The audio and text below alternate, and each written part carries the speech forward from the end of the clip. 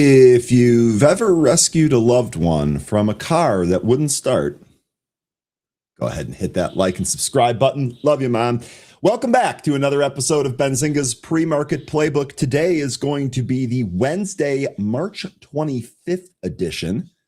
Got some more news on the headlines. We got green arrows in the market here today.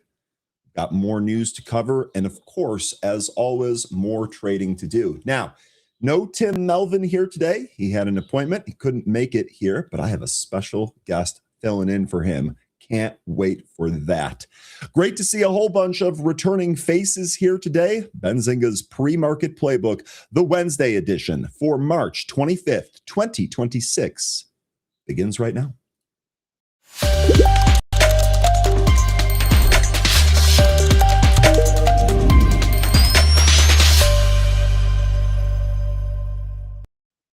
Good morning and welcome back, folks. Again, great to see a whole bunch of returning faces here. Let's get ready to rock it on this Wednesday.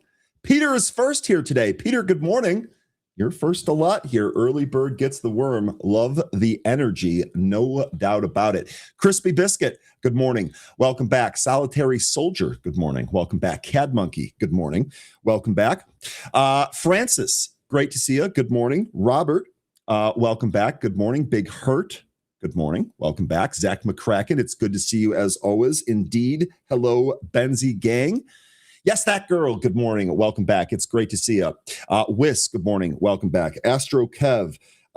Good morning. Welcome back. And actually just got notice that my guest is unavailable here today. So unfortunately, no guest here today, but the good news is that means we're going to have a ton of ticker time. So now that we're still in the intro here, get those tickers ready because we're going to be looking at quite a bit of charts here today ahead of the open. And actually, I had one more thing that I wanted to go. We'll get to that here in a sec. Sorry about that. Astro Kev, good morning. Welcome back. Glad to see that you are excited. No Tim today, but I will tell him that you said hi. I will tell him. Brian, good morning. Big Dave, good morning. Markets are looking good. Indeed, they are. Jim, good morning. Welcome back. Producer, appreciate everything you do as always. Richard Judge, good morning. Welcome back. Corey, good morning. Good to see you as always. PFAM. Does that stand for perfect fam? I'm going to go with that. PFAM, good morning. Welcome back. Lost Penny, it's great to see you as always. The Noob, good morning. Ryan, how was Chipotle? Well, great question. Chipotle was great, as it always is, frankly. Asking if we should buy calls. My order might not have been enough of a catalyst. Just throwing it out there. Might not be enough of a catalyst for calls, but we'll see. You know what we might do here? We might actually add Chipotle to the list. Let me go ahead and add that to my note sheet here. We'll take a look at Chipotle here today. But it was delicious, as it always is. Marionette, good morning. Welcome back. It's great to see you. Brandy, good morning. Welcome back. Linda, good morning. Welcome back. Good to see you as always. Yassine, good morning. Bernhard, good morning. Buffalo by Bicycle, good morning. Carlos, good morning. Cameron, let's go, Cam. Good morning. Perp for Lifeski. You guys with your handles. Pretty awesome. Good morning. Welcome. Kendall, good morning. Welcome back. Durkis, good morning. Welcome back. JJ, good morning. Welcome back. EKS, it's good as always. Matthew, good morning. Welcome back. Kelly or two, good morning. Welcome back. Super Sam, are you ready for a Super Wednesday? I hope so. Good morning. Welcome back. Great to see you. Oh my God, Zach, all my interactive broker orders have been canceled by an interactive broker bug. Does anyone else have the same issue? Now, are those like good till cancel orders that you had out there for a while? What's the deal with that? That sounds less than ideal, to be quite honest with you. Let me know if that resolves. And if anyone else has that problem, let Zach know as well. Just passing through, good morning. Robot to Trade, good morning. AC, good morning. Jay Harris, good morning. Ed Edwards, good morning. And all right, folks, let's go ahead and get started with our stock market today.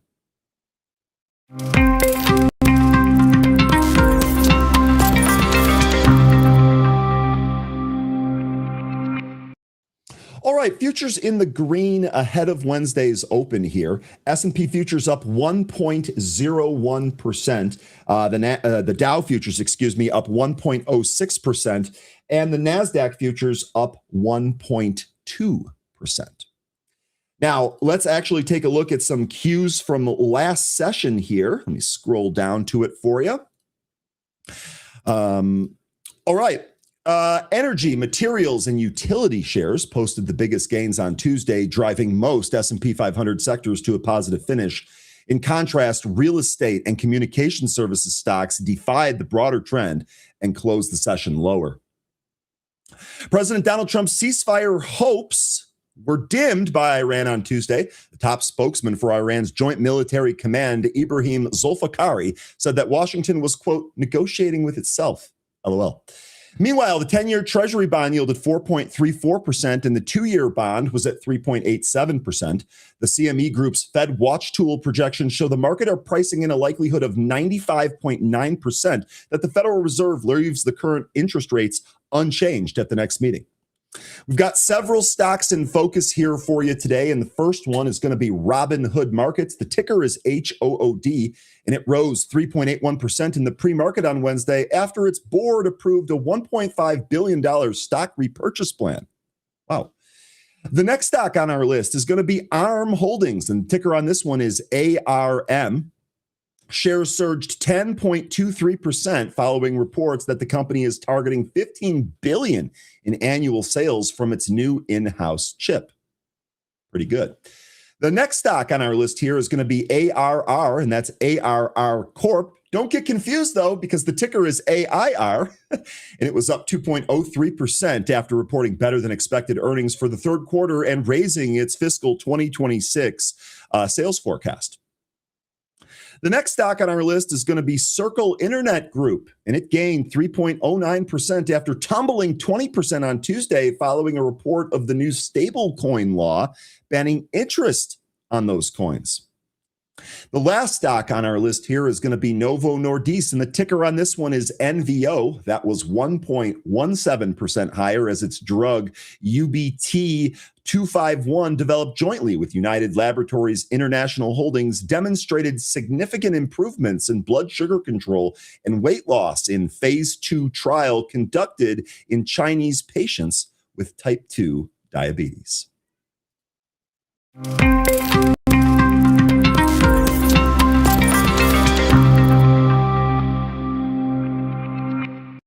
All right, let's take a look at the SPY. Let's see where we are at. Let's see what those levels are. Now, we had talked recently about the market looking like it's going to roll over. And I really think that today is going to end up being another important data point in us figuring out if that is, in fact, the next move. Walk with me on this. We broke beneath the 200-day. And right away, we tried to recapture it and failed. We actually peaked above it, but could not close above it. Then the next day, we had a pullback. That should have been anticipated. That actually moved us below this bottom trend line. This is a broadening, descending wedge that we were able to spot from the 4-hour chart. So we kept trading down, had a regression back to the mean bounce, where once again, we tested the 200-day, could not break through it, and could not close above it. Yesterday, we actually finished green, but we were higher during the day than at close. The result on the daily candle here is that we actually had a close below this trend line, this support trend line from the broadening descending wedge. Now, today, with the headlines that have popped us back here, the possible peace headlines, you can see that the SPY is basically testing the 200 right now. We're currently at 660.27. The value of that 200-day I have at 661.23. It looks like we're going to put that on deck here today. Now, looking in the pre-market here, I have a high print on the SPY of about 660.53 or thereabouts. So we haven't actually printed that here in the pre-market. It looks like we're going to probably test that here today. And so the same is true as the last couple of days here. Are we able to actually get above this moving average and close above this moving average? If so, I think that our next target is going to be this 670.87, which is the 20-day moving average. That's the purple line here. So that's next. The other thing is that obviously if we continue to trade back up, we're going to have to deal with the former support and resistance area at this point. That's 667.34 to 673. So I think today's closing candle is going to end up being fairly important for the chart. This looks to be the third test of trying to recapture the 200-day. And I would suspect that if we are unable to recapture that, if we're unable to close above that, we are probably going to continue this rollover here. Now, as Jay Rice from our community has pointed out a number of times, really all you have to do is watch oil. If oil moves down, the market moves up and vice versa. And we'll see if that holds here today. Looking over here, crude down 5.6%. That's actually continued to sell off here this morning.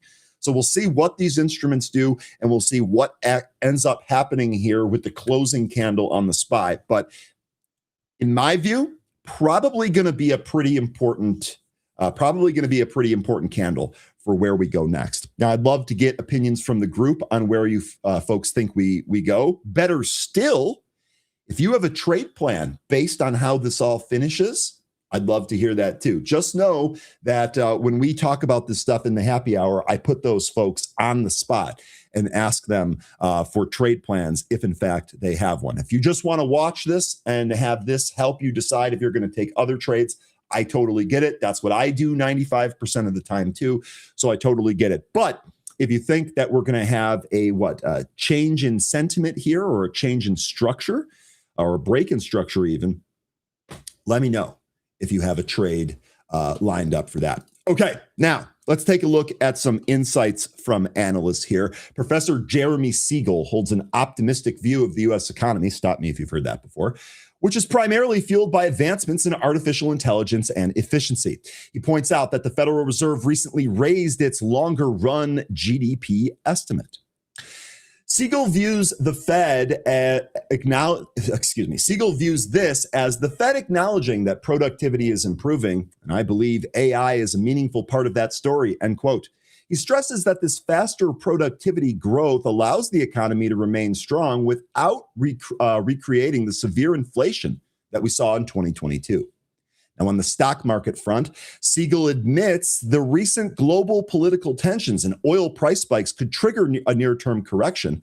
However, he firmly reassures investors that a correction is not a collapse. And this is, again, another key point. This is one of the reasons why I'm saying, hey, if we break this 200 and we continue to move down, let's have an idea of where some of those spots are. Remember, I was saying that 628 is about your 10% pullback level there on the SPY.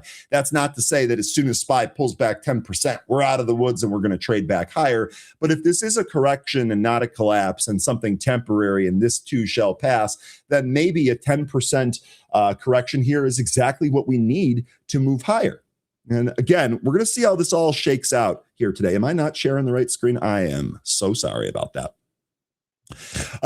If Middle East risks ease, easy for that to say, he expects a rapid market rebound, projecting the S&P 500 to work back towards 6,900 or 7,000 by year end.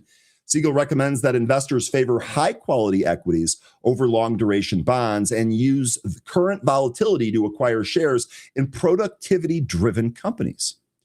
Ultimately, he maintains that while oil is the near-term problem, the longer-term story is productivity. Also worth noting here as far as economic data today, February's import price index and import price index minus fuel will be released at 8:30. We're expecting that here in 16 minutes. And Federal Reserve Governor Stephen Mirren speaks later this afternoon at 4:10 Eastern. All right, got some news here that we're going to roll through. And this first one is from Gary Black on Netflix. Investor Gary Black of the Future Fund LLC has warned against a possible SpaceX-Tesla merger, citing the failed Netflix acquisition of Warner Brothers Discovery. Okay. On Tuesday, the investor took to the social media platform X to reiterate his stance against the Tesla-SpaceX merger. Even if SpaceX were to go public and leverage that equity to explore a merger with an acquisition of Tesla, it would be detrimental to the investors of the commercial spaceflight company. Interesting. The investor said that buyers of SpaceX wouldn't willingly invest capital in a firm that would issue equity to buy another company, sharing that believers of the merger were, quote, fooling themselves, end quote. He then said that investors weren't keen on equity-backed mergers. Quote, shareholders hate when companies use equity to buy other companies, he said, citing the example of the failed Netflix Warner Brothers Discovery deal. Quote, the latest example is Netflix, which tried to buy WBD, and the Netflix stock dropped about 30%, end quote. He added that the stock only recovered when Netflix's management backed away from the deal. It's worth noting that Paramount Skydance is currently in pole position to complete an acquisition of Warner Brothers, but lawmakers are demanding a probe into the alleged foreign funding involved in the proposed takeover. Now, he's got some dilution concerns as well. Quote, I know very few institutional holders who will invest in a SpaceX IPO if they expect SpaceX to then turn around and dilute them by buying Tesla, end quote. He said, reaffirming stock dilution concerns that he shared earlier, and we're all concerned with stock dilution. Black added that pre-IPO SpaceX investors would approve any mergers, but asked, quote, who will purchase the $50 billion of rumored SpaceX IPO shares if post-IPO SpaceX makes a giant dilutive acquisition of Tesla?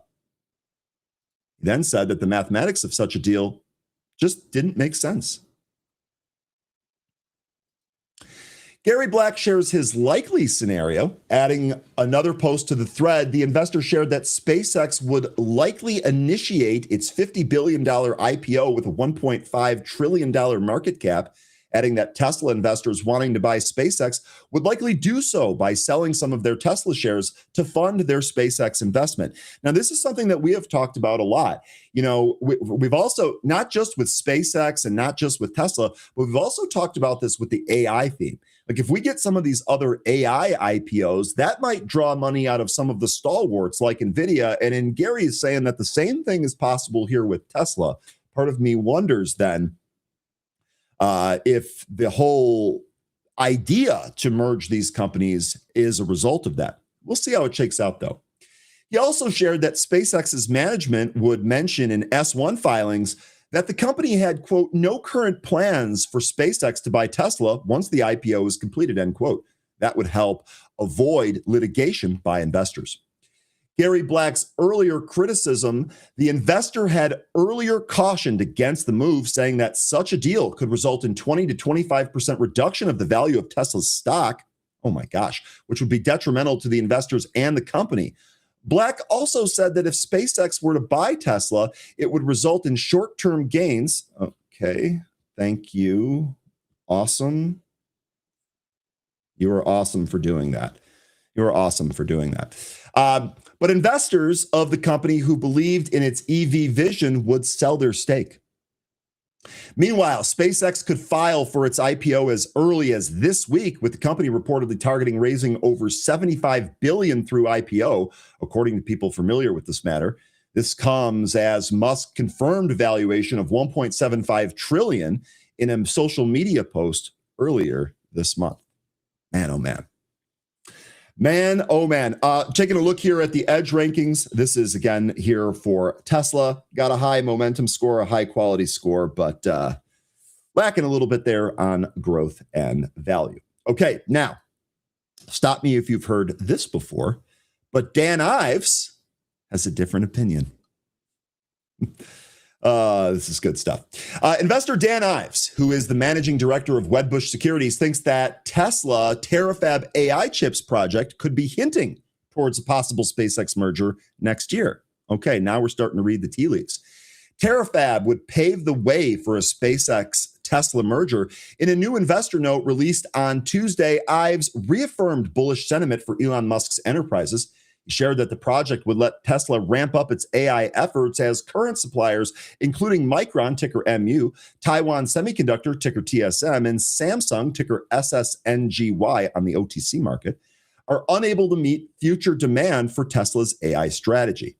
Ives also said that while the cost of the Terafab project was projected to be around $25 billion, Quote, the initial production target is expected to reach 100K wafer starts per month, end quote, with a potential to scale to 1 million wafer starts per month as demand for AI compute within Musk's enterprise exceeds its supply.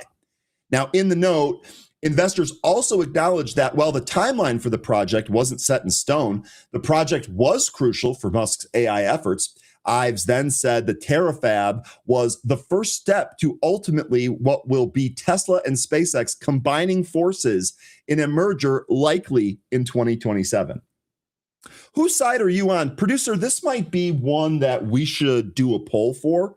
I can't actually, we've talked about this so much, I can't even remember if we've done a poll on whether or not the merger would be a good thing, bad thing, and if we think it's going to happen.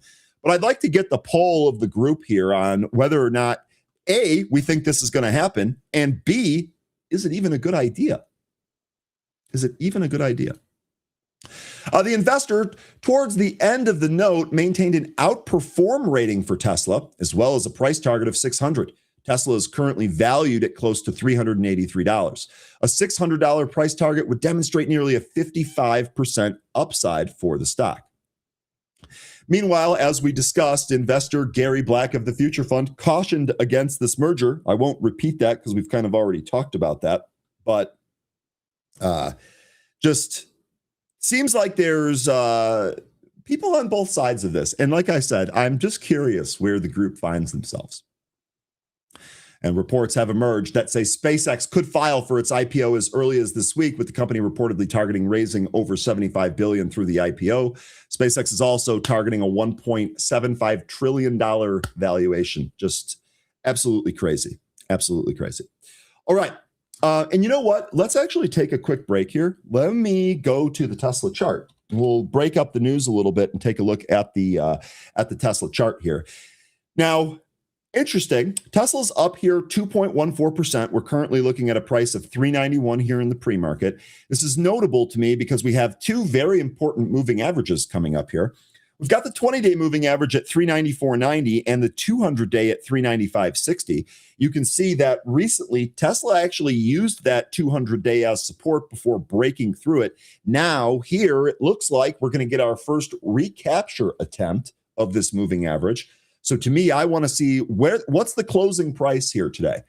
Do we end up closing above that 200? Does it set up a move towards the round 400 number, which is only 4.5 points higher than the 200-day itself?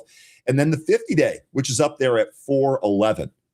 So looking at this chart here, sure looks like Tesla wants to try and recapture this. Let's see if it has the strength to do that.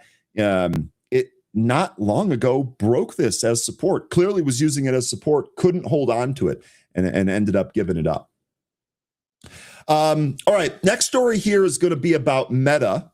Maybe we should just go from chart to chart here. So here's your Meta chart. Now, this one looks, in my opinion, more precarious than the Tesla chart here. We've recently broken the downtrend. This downtrend originated on the Liberation Day lows and then was drawn through the lows of 2025.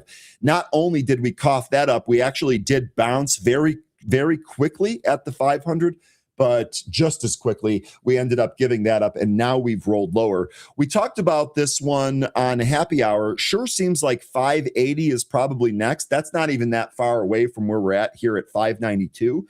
But then after that, looking at that, we've got actually a gap back here that has not been filled. This gap goes back to May of last year. Gap fills down here at about 550. So I would say that if Meta continues to see pressure here, if it continues to move lower, I would say that this gap fill probably the next big event here, and that takes us to 550. So key levels coming up here on Meta. It's going to be this low from November of last year. We've got that right around 585. Now, let's get to the news here for Meta. Some Meta platform employees were directed to work remotely on Wednesday as the company prepares for more layoffs. Employees in the wearables and ads division received a short HR email on Tuesday night saying leadership would provide more details. That is, of course, according to a Business Insider report. The news comes after it was reported that a fifth or more of Meta's nearly 79,000 employees could be let go, which would amount to roughly 16,000 job cuts. If implemented, it would be the company's largest workforce reduction since its 2022 and 2023 restructuring, when Meta eliminated more than 21,000 positions. The remote work announcement comes as Meta granted equity to 7 senior executives on March 20th, and that is according to the Security Exchange Commission filings submitted on Tuesday. Okay, that's something else. That is something else. Anyone think that job cuts would help Meta's stock price? Since we just took a look at the chart, you think that that's enough to maybe help us move higher? You have to let me know. 6 executives, Chief Operating Officer Javier Olivan, Chief Technology Officer Andrew Bosworth, and Chief Product Officer Christopher Cox, Chief Financial Officer Susan Lee, and Chief Legal Officer Curtis Mahoney, and President Dina Powell McCormick received stock options across 7 strike price tranches ranging from $1,116.08 to $3,727 per share, which expire on March of 2031. The options vest if Meta's share price meets the expected tranche exercise price by February 14th, 2028. According to SEC filings, Olivan, Bosworth, and Cox each also received 79,324 shares of restricted stock units, while Lee received 43,267. Chief Accounting Officer Aaron Anderson received only 5,364 restricted stock units with no options granted. All RSUs vest quarterly beginning in May of 2026. Now, in January, Meta cut 10 to 15% of its Reality Labs staff as part of a strategic shift towards AI, with plans to spend up to $135 billion on AI initiatives this year. Meta is accelerating its AI push internally, while analysts see the strategy supporting long-term growth.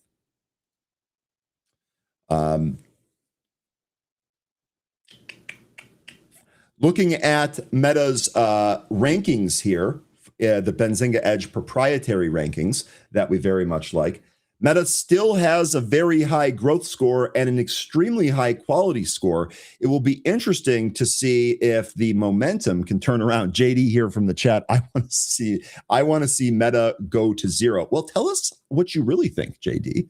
I absolutely understand some of those concerns. I'm not a big Meta fan myself. I've often told the story that has, at least my account, years and years and years ago, has done more harm than good, frankly. It is what it is. It is what it is. All right. Now, we have a little bit more here on Meta. Let me go ahead and share this one here. Meta is accelerating its AI push internally, while analysts see the strategy for supporting longer-term growth. Meta has put its Chief Technology Officer, Andrew Bosworth, in charge of expanding AI adoption across its workforce as it pushes to stay competitive.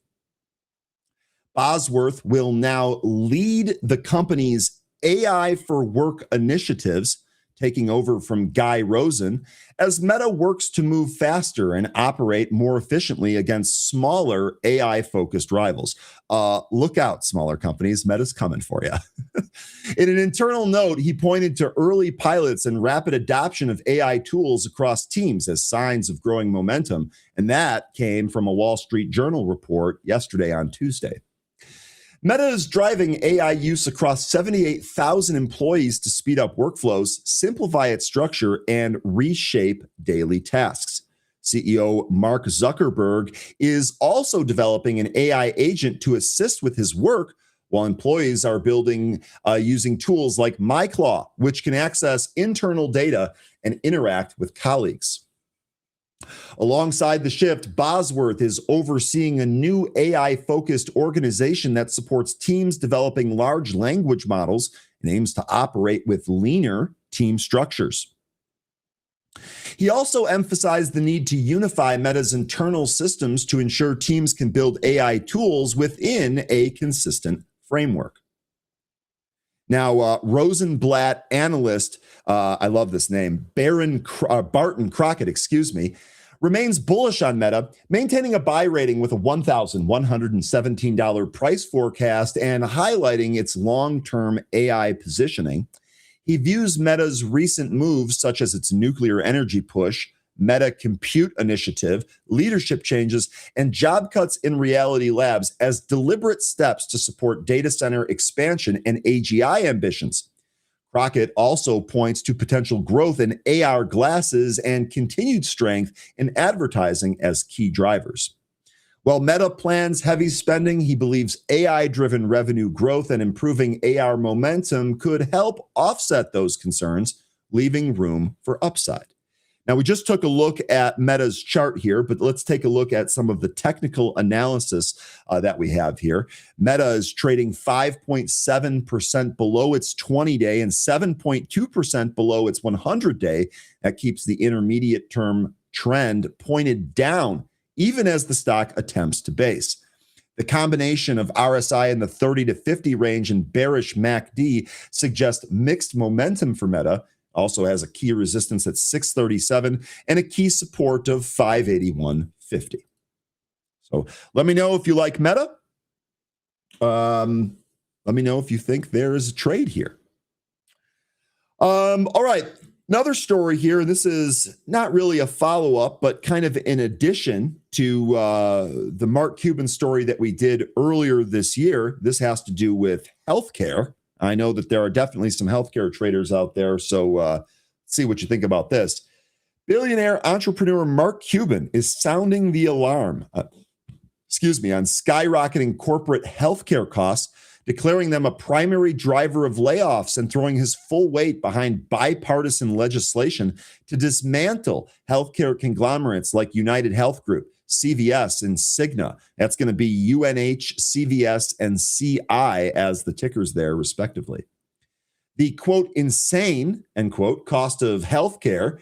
In a recent social media post, the founder of Cost Plus Drugs, Mark Cuban, argued that out-of-control medical expenses, not artificial intelligence, are forcing companies to slash jobs.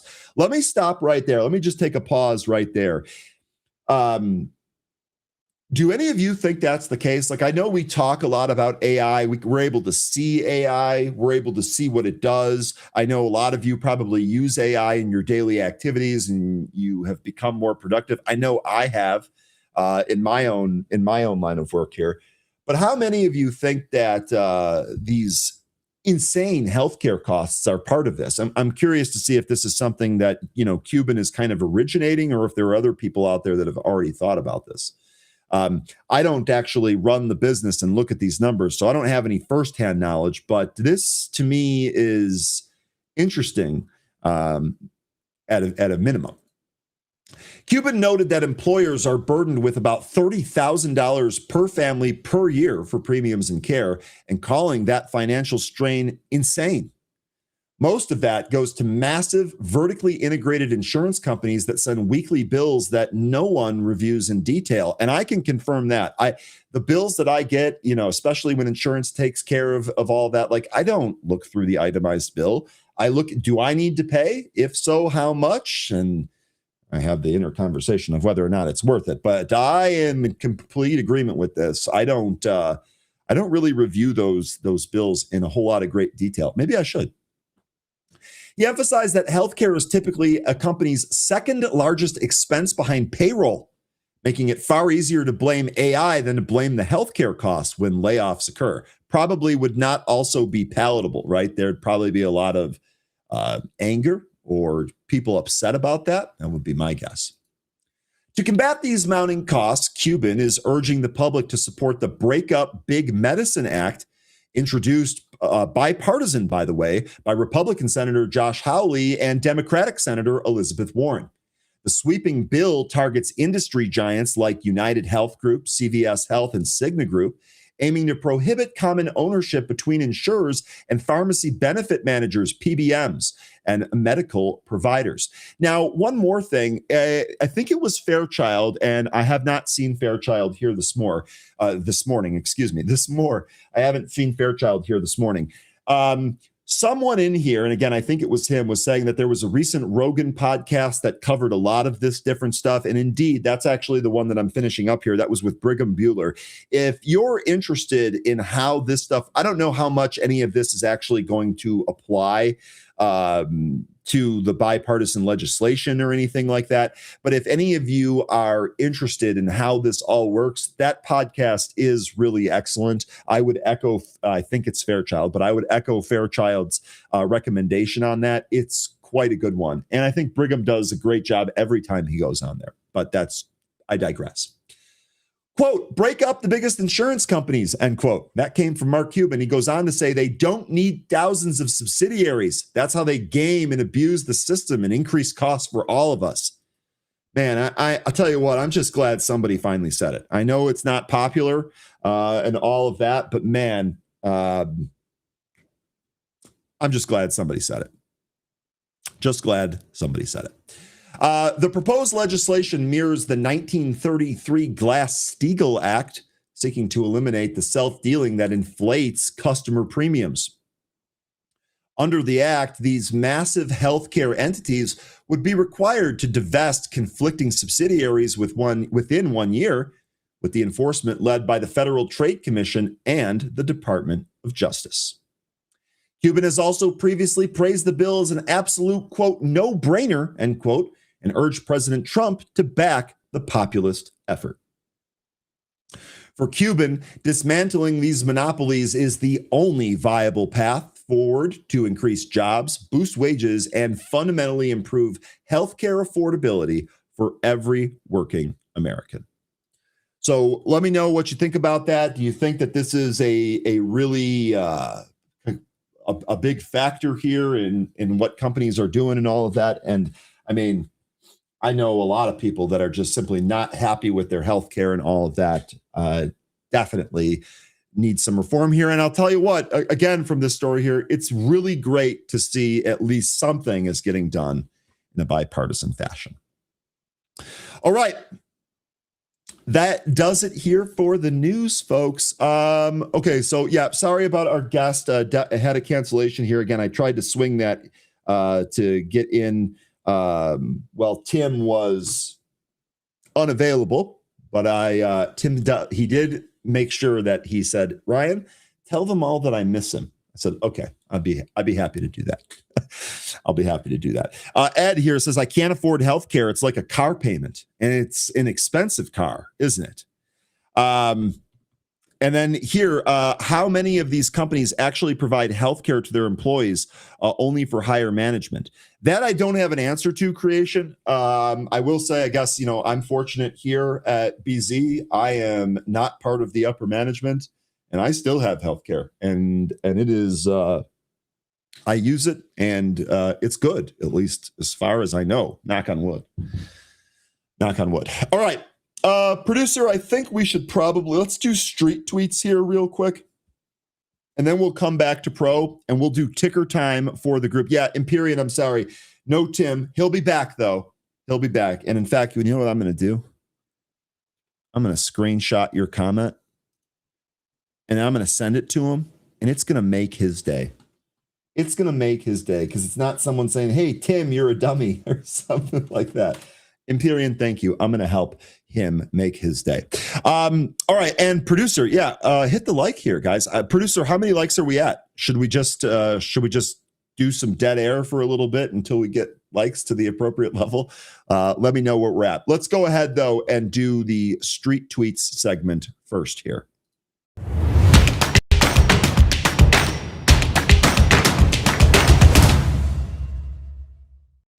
All right, here we go. This one comes from the Kobisi letter.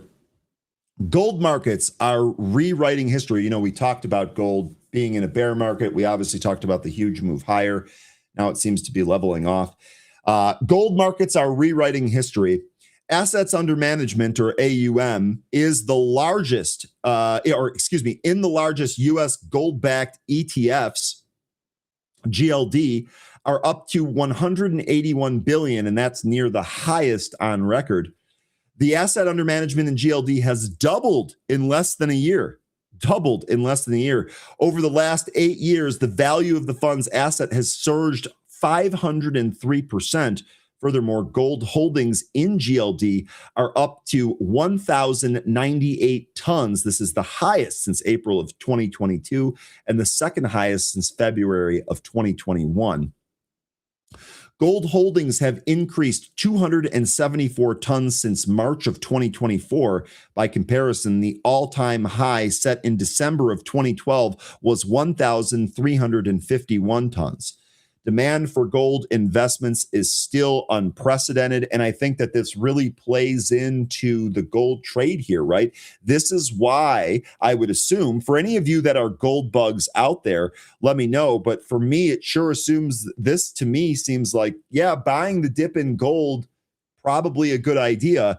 My big fear is that gold moves so violently to the upside that even a normal 50% retracement still is going to invite people to get long gold at elevated levels. But I'm curious for you folks what you think. Really quickly, since we're going to do ticker time anyway, let's go back here real quick. Let's take a look at the gold chart.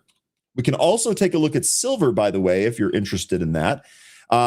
Where is the buy spot here for gold? Now, it sure looks like it's bouncing off of 400. We also had this previous resistance area that should now act as support. And then here through 2025, the end of 2025, we had a consolidation area. I'll be honest, looking at this actually looks like not a terrible spot here for gold. But given its huge run, I could absolutely see this pulling back. Let's take a look inside up. That's not going to really show us a whole lot.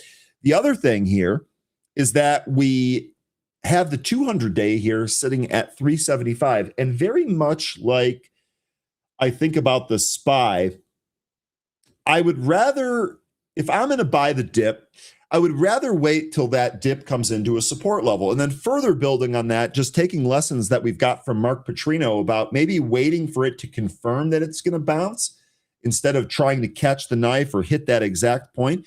Maybe wait and see if this confirms it's going to bounce here.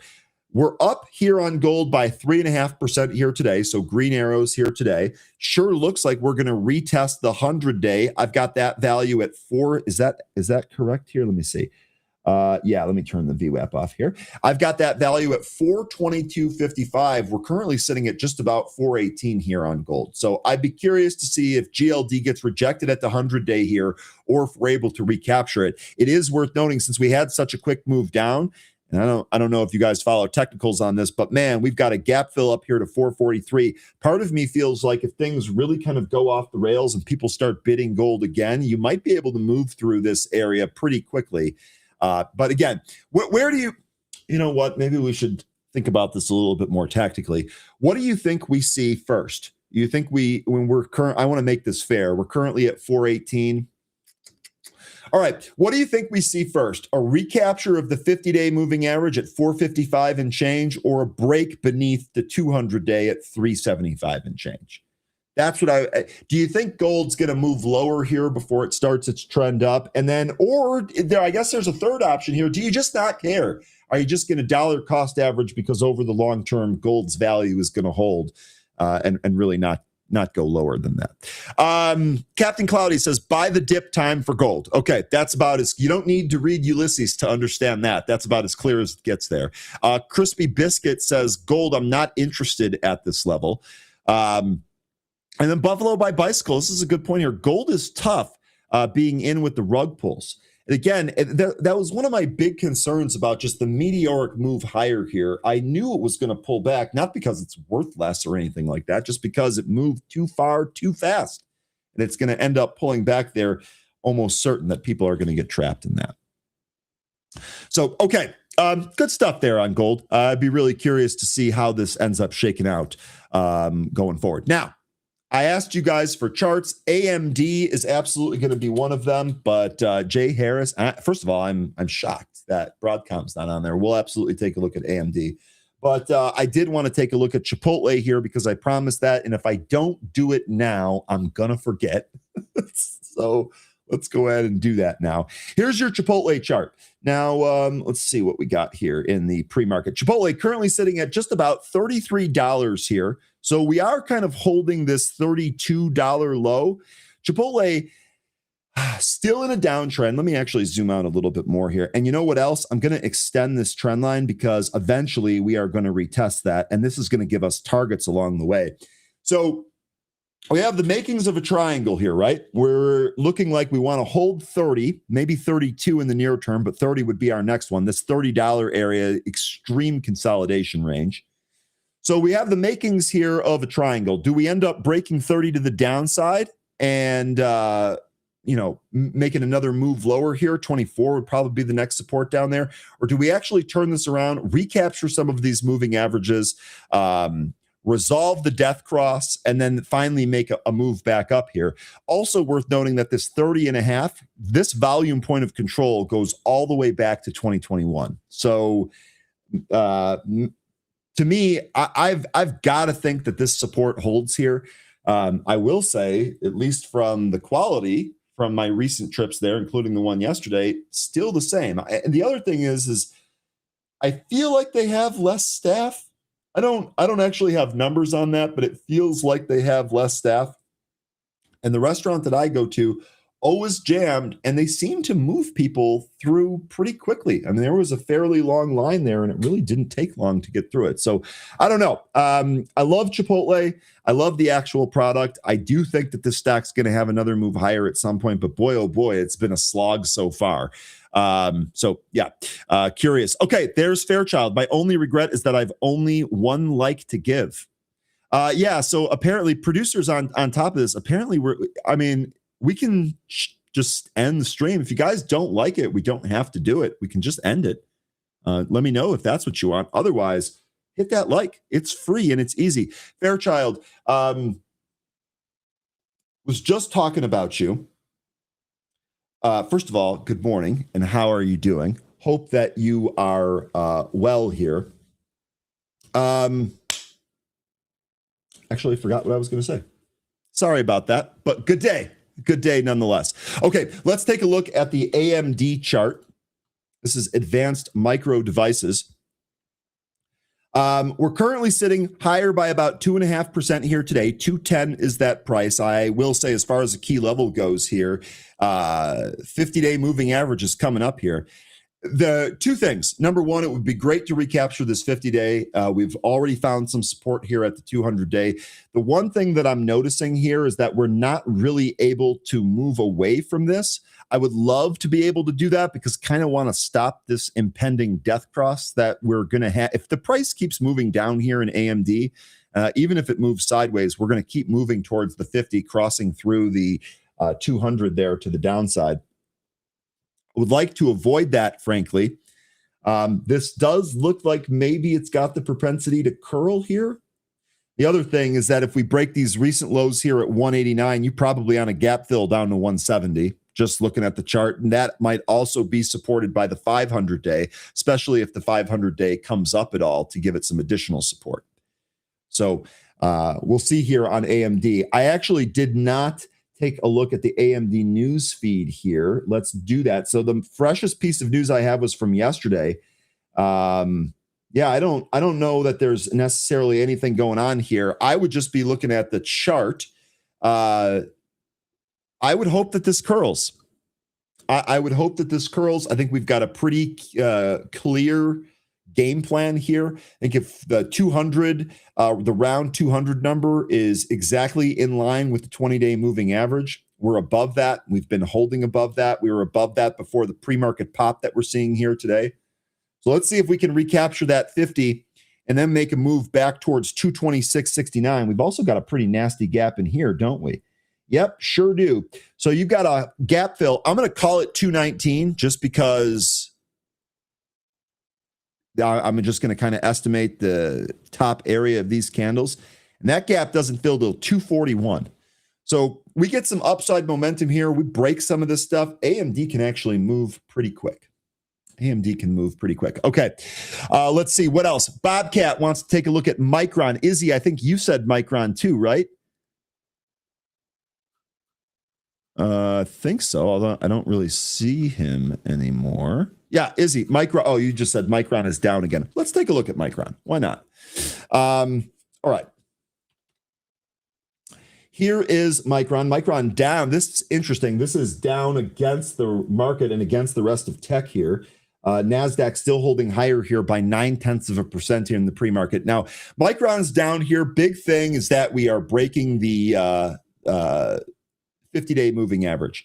And I've been asking people recently, what do we think about a potential bounce spot here from the 50-day moving average? Was not a lot of appetite for that. There was more of like a, let's wait and see if this pulls back in a little bit more. Let's see if this comes in to this support level, which is down here at about 360. Today, looks like we are breaking that 50 to the downside. Izzy, are you trading this? Are you trading this to the downside here today? Micron announces this is today. Micron announces cash tender offer for any and all of certain outstanding senior notes. Okay, this would definitely be something I'd try and run through AI there and see if there's anything I can get from this, excuse me. Micron down 1.2% here. Let me see, is this the same with the other memory names? Let's check SanDisk. SanDisk down 3% here. SanDisk shares are trading lower after the company disclosed it will buy 130 million shares of Nanya Technology stock for about $1 billion. So here's another example of when a company spends a lot to buy another company, market's not sure about it. This down 679-ish here. Sure looks like the 20-day is next. Again, any pullbacks on these names, I don't think they're reasons to panic. These things have been absolute monsters. And a little bit of a pullback here, especially if it ends up firming up at a support level, probably pretty good for another trade. Okay, let me run through here. You guys have some comments here on Micron. Kathy saying, Micron, the last 4 days have been above average volumes. The support I see, let me go back to the Micron chart. Sorry about that. The support I see here is 357. So 357 is going to be right where I've got my mouse. Kathy, I might have just drawn my line a little bit differently. Does that correspond with the bottom? Yep. Yep. So the bottom of this candle on March 9th was 357.67. I believe that's where I tried to peg this line. So that to me absolutely looks like the spot there. So 367, or excuse me, low 357.67. Izzy here says 365. 365 is going to be right in here. That would be the previous lows back from February. Sorry, and I'm assuming, are you guys taking this? Are you guys taking Micron for a trade if it comes into those support levels? I'd be curious to know. It's 90-day RVol going into today, 0.07 EKS. I'd like to see a more updated figure than that, frankly.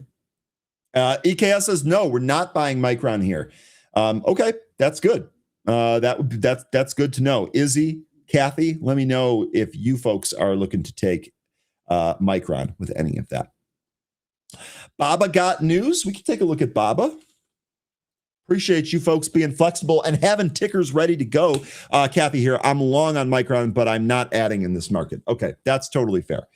Now, what's going on with Baba? Shares of U.S.-listed Chinese e-commerce related companies are trading higher after China's market regulator indicated that it would address unfair competition and price wars in the food delivery industry. Okay, so I guess that's accounting for a 3.24% pop here. No. Alibaba, yep, this is what the news is. Alibaba unveils a 5-nanometer AI chip design amid open claw frenzy. This is a Asia Nikkei article. Let me give it to you here for any of you that haven't gone through this yet. I have not read this article, so I apologize, Marionette, for not being ready on this. Come on, I clicked on the article. What's going on? So AI chip news, not surprised to see this move higher on the back of that news. I don't know how competitive this chip is going to be. I guess I would leave that to the experts here. But it is popping Baba here today. And the other thing that's interesting about this, are we in this? Oh, yeah. We are in the gap fill now. So we had a recent gap from the move down between Wednesday and Thursday of last week.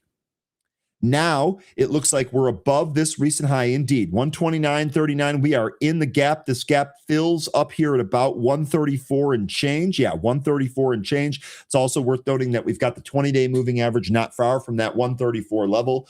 So maybe Baba continues to fill the gap. At least if we have more continued upside here, that would be one of the targets that I'd be looking for a trade on that. Marionette, do you have any information about the new chip? Like, is this something that you're following or that you know about at all? The other thing here, Baba, yeah. I think we also at one point, I don't know what happened to it, but I think we also had this kind of trend line connecting some of these lows. This gave us a little bit of a broadening formation there. You can see we actually broke beneath this, retested it, and did not have the strength. Now we've moved lower. I'll be honest with you. We're in the gap here. So I think that's going to take precedent. But ultimately, I would not be surprised if this rolled over and actually printed 116 or 115 and change, depending on where we are when we get down there. I would not be surprised if Alibaba actually did kind of roll over and test that moving average. Okay. Selena said no. Micron is a long-term hold. Captain Cloudy said, yeah, I would not buy Micron right now. So I'll be honest with you. It does not seem like there's a lot of appetite for adding Micron at the 50. It seems like you folks all want to see the stock lower for that. Excuse me. All right, Yassine, good morning. It's great to see you as always. Yassine wants to take a look at SATS. S-A-T-S. This is EchoStar. This is actually a pretty interesting chart here, Yassine. We're trading sideways. We've been sideways since what? February. I guess if you wanted to take a more conservative view, you could say that we've been sideways really since the beginning of December here. Now, this morning, we're up 5.83%, 117.30. This is important because this is taking out the 50-day moving average. Looks like we also have some resistance here at 120. We'll see if we can move above that 120 area and bring us towards the double top that's up there around 132. Did we have news on this, or is this just moving with the market here? Yeah, no fresh news on this. This just looks to be a move just with the rest of the market here. We're up 1.23% yesterday. We're up another nearly 6% here today. This is starting to make it look like we're maybe curling and trying to go back towards those highs. Yassine, the way I would look at this here is, yeah, if this candle can close above 114.45, I mean, let's see what happens with the session here. But if this candle can close above 114.5, I think you're probably looking at 120 as your next resistance, and then maybe 132 as your next area higher. And then I would figure out whatever trade you're going to do based on the instrument that you're going to use and the risk profile that you have set up for yourself. I don't have any kind of like insight here on what we should expect news flow wise, excuse me. And the other thing here is that we're in no man's land on the RSI. No man's land. Okay, Richard, you want to take a look at Hood? Absolutely. We actually talked about that. That was up on the board approving a stock repurchase plan. Let's take a look here at Hood. See where the chart is. I probably should have done this earlier, but we're in the middle of that segment. Hood's still at this really important level. It's doing absolutely everything it can to hold on to 70 to 72. I would almost just say that this is like a support area, right? It's not necessarily two different support points, but rather a support area, the 70 to 72. We're right there. Hood stock has given up its prior gain. It's actually still up by 3.625%. Robinhood market shares were trading higher. The company announced a $1.5 billion share buyback. That might not be enough to hold it here. Next, I'd really want to see this get above 76. That's going to be your 20-day moving average. You can see Robinhood has been a poor upside trade ever since we coughed this up, right? So right here, December 11th, Thursday, December 11th, we gave up the 20, and that was it for Robinhood. That was it in the near term for Robinhood. We've really had no great bullish trade. I guess maybe there was a 2-day bounce in here when we came into 72 the first time. Okay.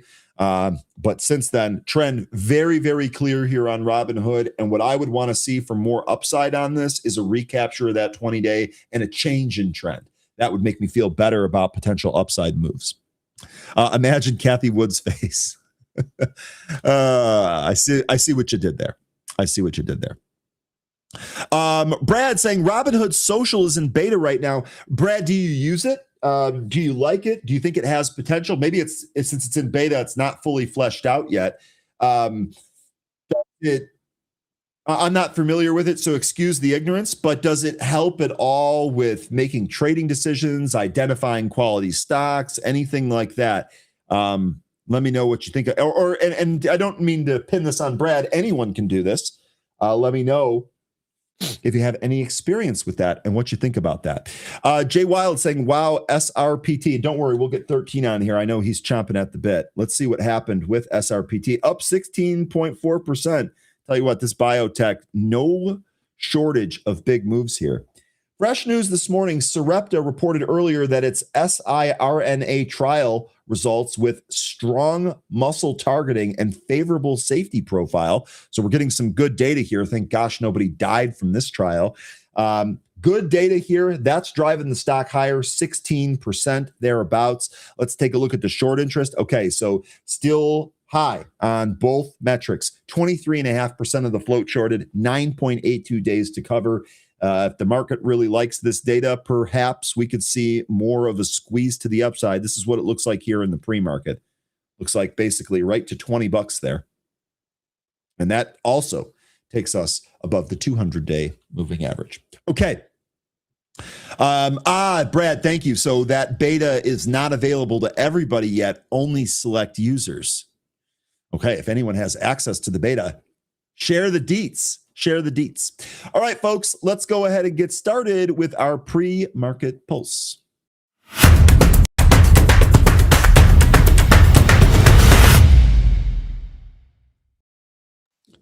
$13, good morning. How you doing, my man? You are muted AF, dude. Sorry about that. Didn't turn my mic on. Good morning, everybody. Just looking at the SRPT because it just started going here not that long ago, and wanted to see if I could find some levels before I came on. Sick. What do you got? How you doing? Well, looks like we are coming up to. We've already passed the 65 EMA on the daily chart. That's at 1878, so we've blown past that. It looks like we're coming up to some resistance just over the $20 handle. So I would say about 2015 to 2020. We're going to run into some potential resistance here. It looks like we did get a little bit of that with the first impulse move that took us over 2050, but we came right back in. If you look at a daily chart, you can see that that 20, just above $20, there's a bit of a support and resistance area that I've got my eye on. I think that's what we initially ran into, and that's what we're going to have to end up getting some high volume in order to move through and take out. So that's just my initial look at the SRPT here. This just started going, so it's not when I spent time covering. Okay. Good initial look there nonetheless. You ready to knock out some of these movers? Yeah, let's do it. All right. Move over to the movers tool. Let's see what we got. First stock here is going to be BZIA. This is Blaze Holdings. Stock is up 45% here.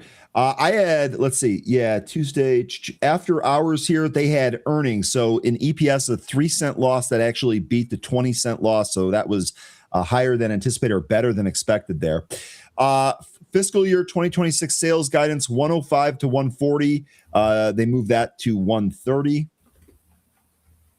130. So looks like earnings here are what's driving this. I'm not sure why it's up 45%. The headline number isn't as eye-popping. Perhaps there's something in the report. 7.58% of the float shorted with 3.24 days to cover.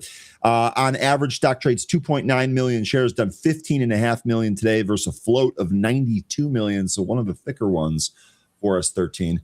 But did you cover BZAI? What do you think? This is one that I'm pretty sure we've traded before. Oh yeah. All of these AI names we've traded before. Yeah, and so I didn't spend as much time because we already know this company. I think where you're getting a lot of this upside movement from is because they had a pretty big beat on EPS, and then they guided higher.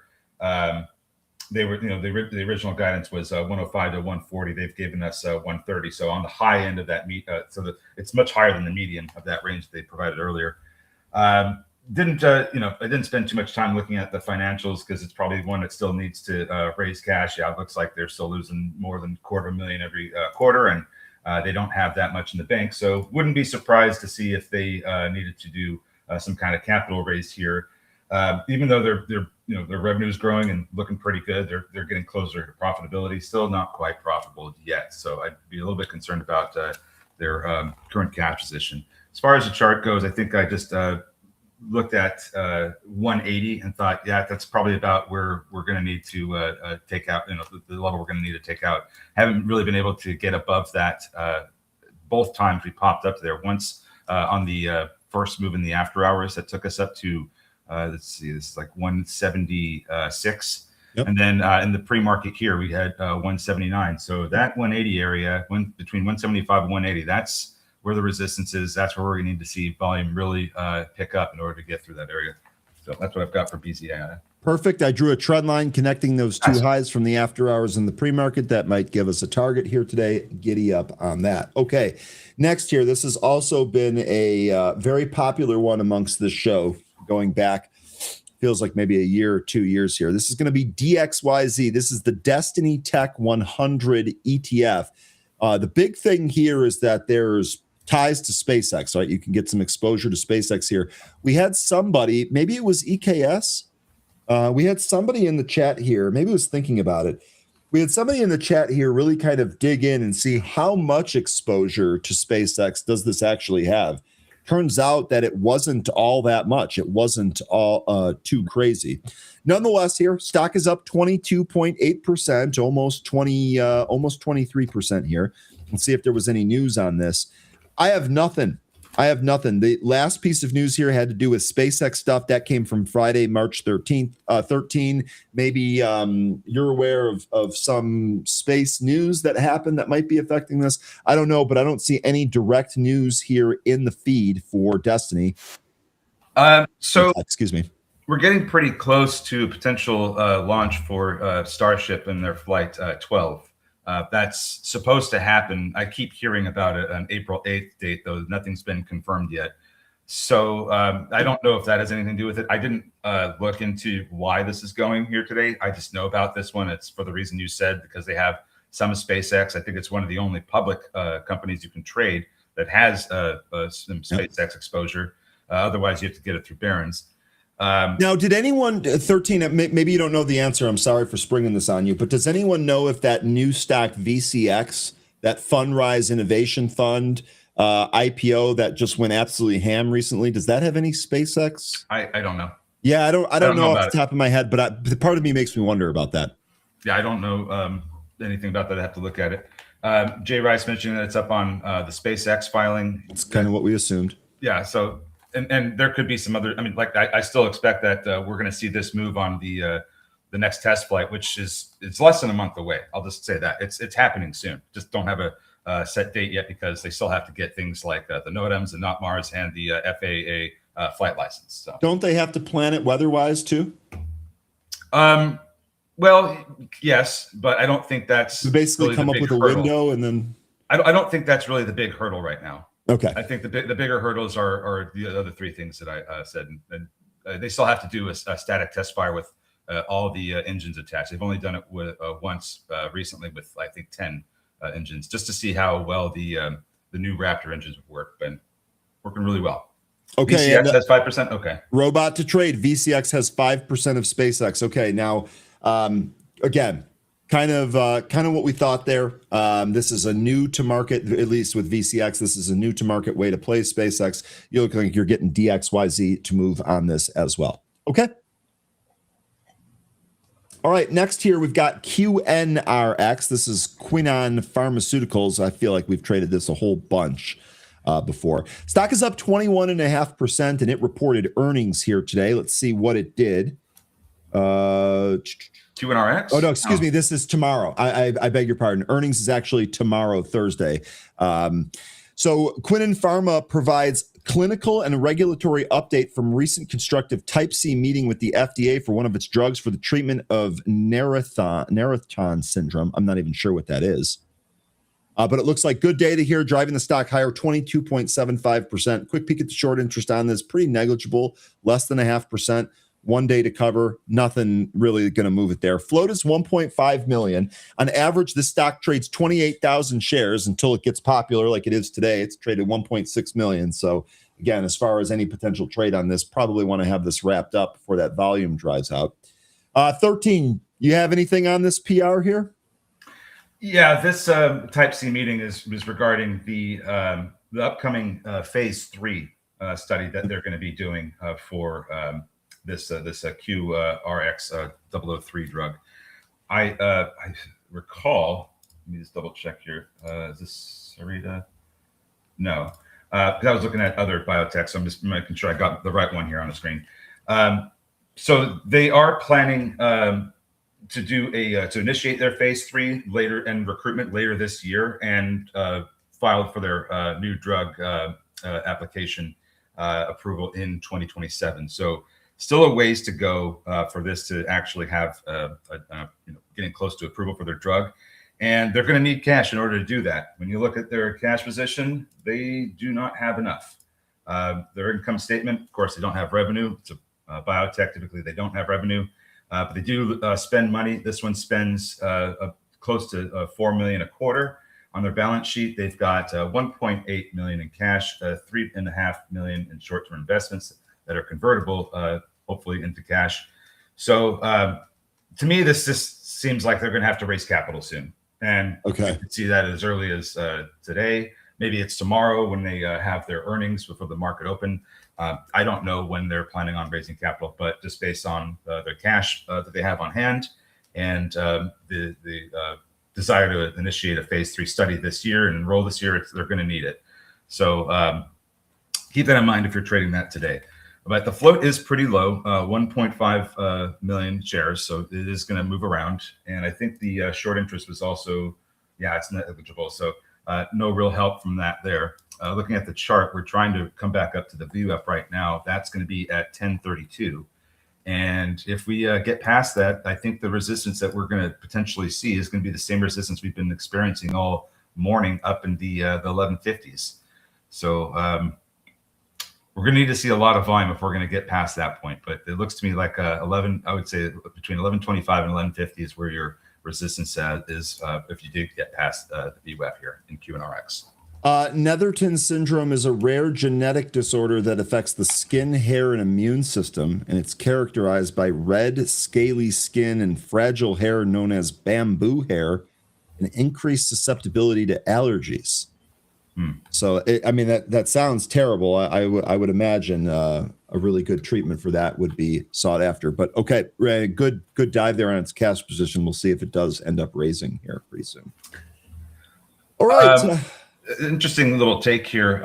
JD saying EchoStar considered a primary way to gain indirect exposure due to its massive stake in SpaceX, which has boosted the stock. Is this? I'm trying to think of which one it was. It might have been this one. It might have been a different one. But does EchoStar have the frequency range that has been getting all the telecoms and SpaceX super excited? They've been, there was this massive bid to try and buy those frequency ranges. And I don't remember if it was SATS or VSAT or one of the other satellite names. But if that is, then yeah, that could be the best way to do it, especially if they have a stake in SpaceX. Yeah, Big Hurt. It just we just had a breach in VWAP of QNRX, but it's not really pushing too much over it, and it looks like it's coming back beneath it now.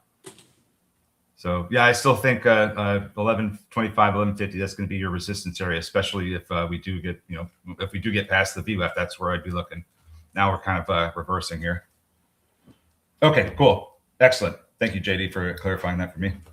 Okay, it does sound as bad as shingles, doesn't it, Bernard? Anyway, can I move on? No, we're still talking. No, go ahead. ENLV is the next one here. This is Enlivex. This stock spiking above 140 here today, up about 24.5%. Looks like we had earnings here today. So adjusted EPS of 20 cents missed the 1 cent loss estimate. The 20 cent loss missed the 1 cent loss estimate. So they lost more than expected. And EPS excludes change in fair value of digital asset purchase options. So, okay, that's obviously good enough to rip this higher here. They profit net income of $1.23 billion and diluted earnings per share of $25.48. Stock is holding higher here by 24.5%. It's got negligible short interest. I don't even think we need to take a look at that here today. And on average, the thing trades 350,000 shares. Today, it's done just shy of 4 million, but the float's super thick on this one at 236 million. All right, 13, what do you got on ENLV?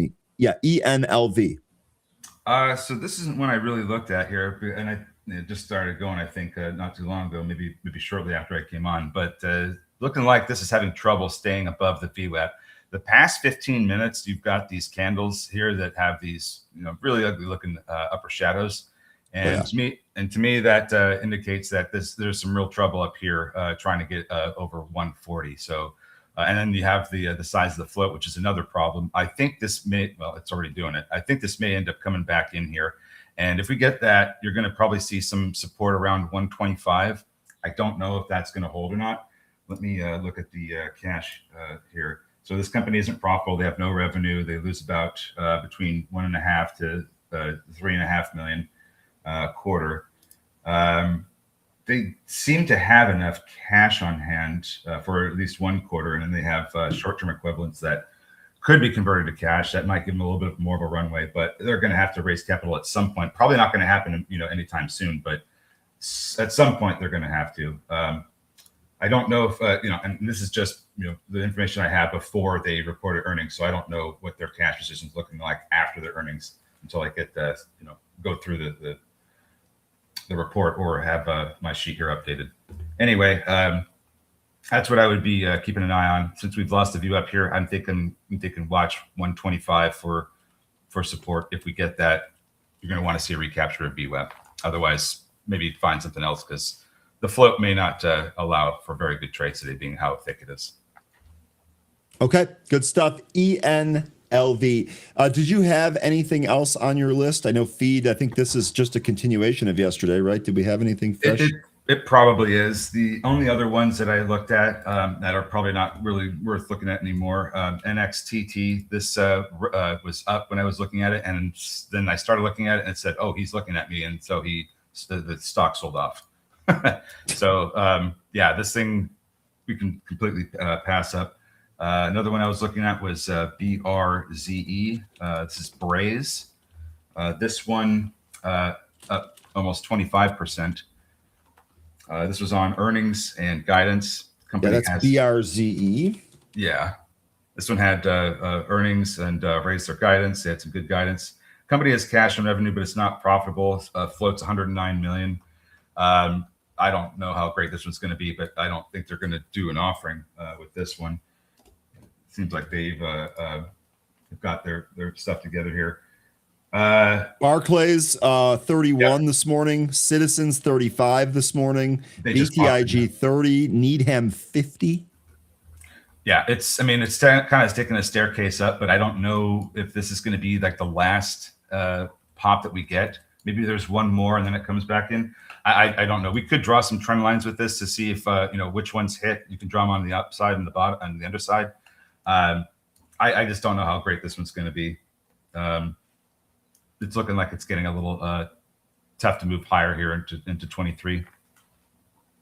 NXTT offering, that makes sense. It was. I was going to mention if we looked at that one, that it needs cash at the current burn rate. But thank you very much. That's all I needed to see to stay away from that one. 157 million offering of common stock and pre-funded warrants. Stock's up 12% on NXTT, but that's after it came back in, right? It's up relative to where it closed yesterday. Yes, it's up 11% from the closing price yesterday. Yeah, but today, this morning, news of the offering. Yeah, and then let's see here. So BRZE, we just had a pop up to that just area shy of 23. We'll see if we can get through that, but a little bit concerned about if this can even provide a good enough trade here. The float's not really the issue. I just worry that we've seen already the move here in this one, because this reported earnings yesterday, and I don't know that it's got the strength to carry on through today. So it might make some higher prints, but I don't know that it's going to necessarily hold above it. I might be wrong, but that's the way I see it right now. Okay. All right. Is that it off the movers here? Ugrow, I know this is one from yesterday. It looks like this is back on here today. 9 still seems to be the resistance area. Yeah, probably that consolidation is going to. Yeah. So we would need to see some high volume in order to get through that, in my opinion. We already looked. Let's see. We already looked at QNRX. Yeah, that's all that I've got on the on my movers list. Okay. What do you want to take a look at? What's next here? Well, gosh, I don't know. What should we look at? Chat's just talking about all of the movers here. Yeah. Carlos asking, any rallies for Oracle today? Maybe we should take a look at Oracle. Can't tell you for sure what it's going to do here today. But let's go back to our daily chart here. We'll start with the daily. We've done a really good job holding the trend line as support. Looks like we're going to need to do something here to help tell us that we can move higher.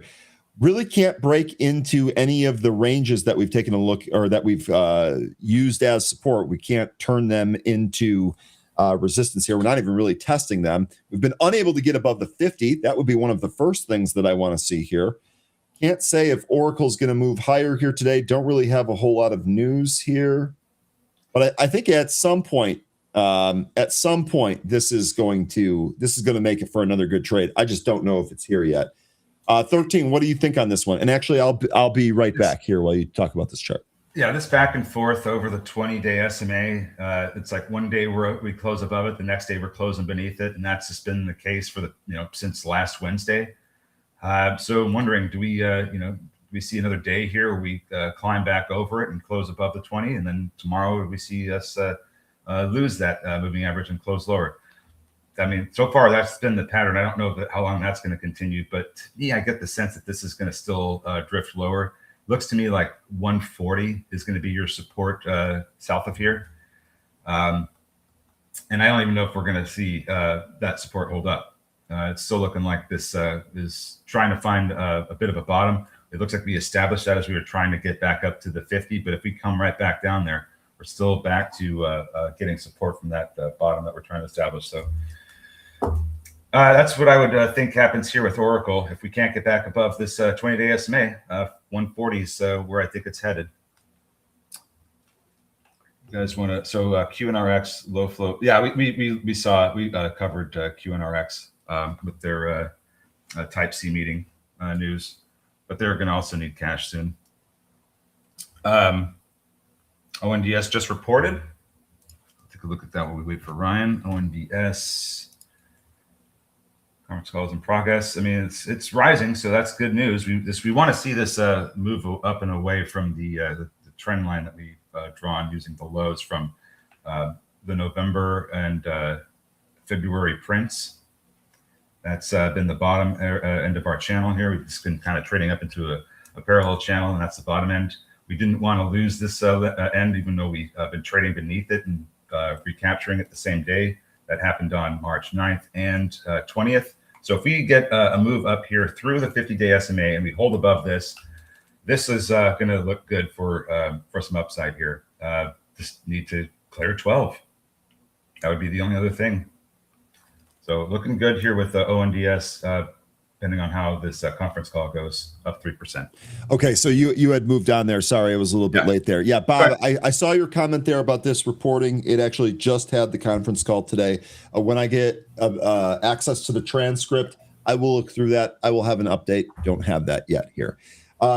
Nice, though, that it's higher here by 2.9%. We look inside, you see this actually rolled over a little bit on that. BIAF. And sorry, 13. You were saying that we really need to recapture 12 here to keep this rolling higher? The price has moved over the 50-day SMA right now off the earnings here. And this has been an area that has been having a hard time holding above. So if we can hold above the 50-day SMA and then go on to recapture 12, I think we're back in business here to start climbing higher, because we wanted to, not lose that the bottom end of that channel that we drew. Yep. You know how this has been trading in a channel since July? Yep. I've got the bottom end marked on the chart. Yep. Perfect. Yeah. So we want to get away from that big time. I was just looking at BIAF. This thing just had a sudden pop over the VWAP here. It's not really, moving a whole lot, but maybe something to keep an eye on. I saw that somebody was mentioning this earlier here. It had a pop earlier in the pre-market, went up to 505, and then just kind of faded beneath the VWAP here until just a moment ago. We just got another pop above VWAP. So as we approach the open, let's see what the BIAF will also give us with these other movers. Okay, I actually, looking at this in my broker, I've got the BIAF VWAP right at 466, and that's exactly where I have the candle stopping. So this looks to me like it is rejected there at VWAP, and indeed, I've got 467 as my VWAP in trading view. So DXYZ is also getting a little bit of a lift here as we approach the open. Be careful with these moves up into the open. Don't want those to get sold into. And then here, Reginald, good to see you again. Hey, guys. Hey, Reginald. Do you go by Reggie, by the way? I've always wondered that. Anyway, Chewy earnings were before the market opens here today. Do you think the news will move it? Well, that's already happened here. We do have an earnings pop. I think the question that I would want to, or what I would be watching here is, can we end up breaking this impulse higher here? It's at about 26.5. Pretty good pre-market action here. Let me actually take a look at the print itself. Looks like they beat on EPS 27 versus the 20-cent estimate, and sales 3.265 billion versus the 3.262 billion. So boy, they beat that by a hair. I will say I did plenty of ordering for Chewy last quarter, so I did my part on that. Adjusted EPS of 40 to 45 cents. That was versus a 27-cent estimate, so a really nice guide there in terms of EPS. Sales 3.33 billion to 3.36. That's versus the 3.39. So that's also a pretty good guide there. Yeah. EBITDA margin, they're forecasting an EBITDA margin of 6.6 to 6.8%. So the guide was above estimates here. That's what's driving us higher by 10%. Well, I mean, the fiscal year 2026, that mid-range is both. I don't necessarily think that's, I'll have to do some quick math. I don't think that's quite above. It's close. I think more importantly is the Q1 adjusted EPS. That's a big beat, and I think that's where you're seeing more of this moving on. It looks like it's mostly margin improvement, because the sales aren't necessarily beating the estimates, but these the EPSs are. So I think it's just more improvement in margins that we're getting this move up here for. Okay. But the question was, can this move, or where's this going to go once we open? Looking at a daily chart, this is now higher. The price is now higher than the 20-day SMA. We have the 50-day SMA above it at 27.28. I would think that because 28's been a resistance area so far this year, that's going to be the big area to get through. I don't know that we're going to clear it today, but this does have an interesting double bottom formation on the daily, and I do like both of those bottoming candles. They're both one's a dragonfly doji, and the other is I guess we can call it a Mjolnir. It's kind of got a hammer. So these are both reversal patterns here, and they're both double bottom, and it's created double bottom. So this might be a really good sign here for Chewy. If we get rejected at 28, let's see if we can at least hold above 26.30. And then if we can, and this might, it might take several weeks, but if we can hold above that and the 20-day SMA, I think we're going to print above 28 eventually. Okay, Amazon. Reggie mentioned in here, Amazon is popping. The big thing here is going to be this purple shaded area, right? This is the box that we have marked off here. We've really been unable to break into that. We tried, when was this? Monday? We tried Monday. Let's see if we can get back in there again. Izzy, what's the plan on Amazon here out of the gate? With it popping into the open, are you waiting for a pullback here? What's the trade plan here on Amazon from our Amazon trading master here in the chat? Let me know. Is this moving on the Sprout news? There was a headline that just came out. I don't really see anything that was getting this going earlier, but Amazon gets in Tesla's turf, acquires Fauna Robotics to put Sprout humanoid in your living room. I don't know. It's a good question. I mean, I feel like we're going to have humanoid robots all over the place here pretty soon. Hey, we're in the iRobot timeline. Oh, that's right. Yeah, Remember? That's right. Yes, Yeah. I do. I watched the movie. I completely forgot about that. But I watched the movie like a month or two ago, and I was just like, dude. Oh, guys. so you did this? Okay, that's good to know. I was looking at it. I was like, man, we're so close to this. Anyway. RMSG penny stock. This is ripping here. Real Messenger shares trading higher if the company announced it entered into an MOU with publicly traded U.S. real estate brokerage company. All right, we're open. Okay, so we got BIF kind of trading around the VWAP. Let's see if we can get going here. BRZE, this is sinking, losing the 65 EMA. See if it can hold. NXTT doing nothing out of the gate so far. QNRX tried to pop. BZAI pulled. DXYZ still trying to put. I don't know about DXYZ. Maybe 34.85. Need to get above that. If we can't, this probably comes back in. Hood popping here, right out of the open. See if this can get above 74. SRPT. This one trying to climb higher into 20, getting support from the VWAP. 2071 is the pre-market high. All right, so BZAI went down to the 200 EMA, getting support from that area around 143. Let's see if we can turn around. So far, not a whole lot of these looking that great. They just need to wait. Chewy pulling back right out of the open. All right, SRPT now breaching the pre-market highs.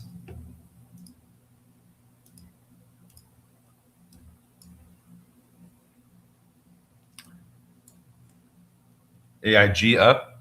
That's one of the insurance plays that I had mentioned. I think it was yesterday. Chewy with a bounce back or a pull into a fair value gap and a little bit of a bounce here. Would like to see this move higher here. Didn't take any on that pullback though. No position. Maverick, I saw that there was an ETF that was up for ARM, and I didn't see that ARM was up very much, so I wasn't sure about how great that was going to be. But if you're trading and you're making money, well done. Great job. It expects a new AGI CPU to generate approximately $15 billion in annual revenue in 5 years. That's the news on ARM. Okay, so that's AGI CPU is already out then. Yeah, it expects its new AGI CPU. Yes, correct. Okay, gotcha. I just want to make sure it wasn't some Alibaba news where they came out with the design. Ooh. Well, Alibaba, that's funny that you mentioned that. Excuse me, Marionette brought this up earlier. Alibaba did have some news about its new chip here. Yeah, they released a design. Like, who cares? I mean, and I say that because the chipset design, yeah, amid the open claw frenzy. Yep. It's a design. That means nothing to me. If you want to, impress me, then you got to actually be able to make this and produce this with suitable yields. That's a problem they've been having. They can come up with all the designs they want.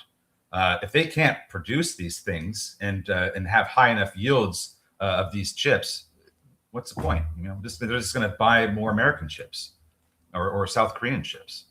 So, Amazon, I asked Izzy earlier. I don't think Izzy's here anymore, but Amazon popping right out of the gate. We'll see if it can get above. This is what the Monday high. QNRX halted to the downside.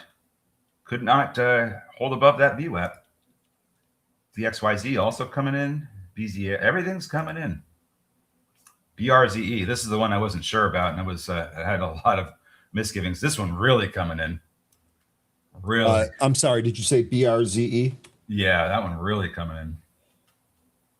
Chewy ripping higher off the fair value gap pull. SRPT, on the other hand, hitting 21. This was the so far the best mover of the morning, I believe. SRPT. Okay, and some pretty good news on that. Izzy swung Amazon yesterday after the Trump pump. Okay, so you were buying that off the piece headlines and swinging it into today. That was, you know what, Izzy? That is a register ring well earned, brother.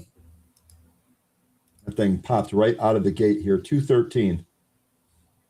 Bitcoin also up here near 72K. I guess we can see if that moves higher. Oil holding steady here, minus 4.8%. So no more breakdown thus far, but no more move higher on that either. Looking at some of these movers from earlier in the week, Ugrow popped up to the pre-market highs, just slightly past them at 865, and now it's pulling a little bit. SanDisk at the lows. Let me check on Micron as well. Micron also at the lows. Those continue their pullback. Let's see where Micron's at. I think we were looking at around, oh, wow, this is really coming in.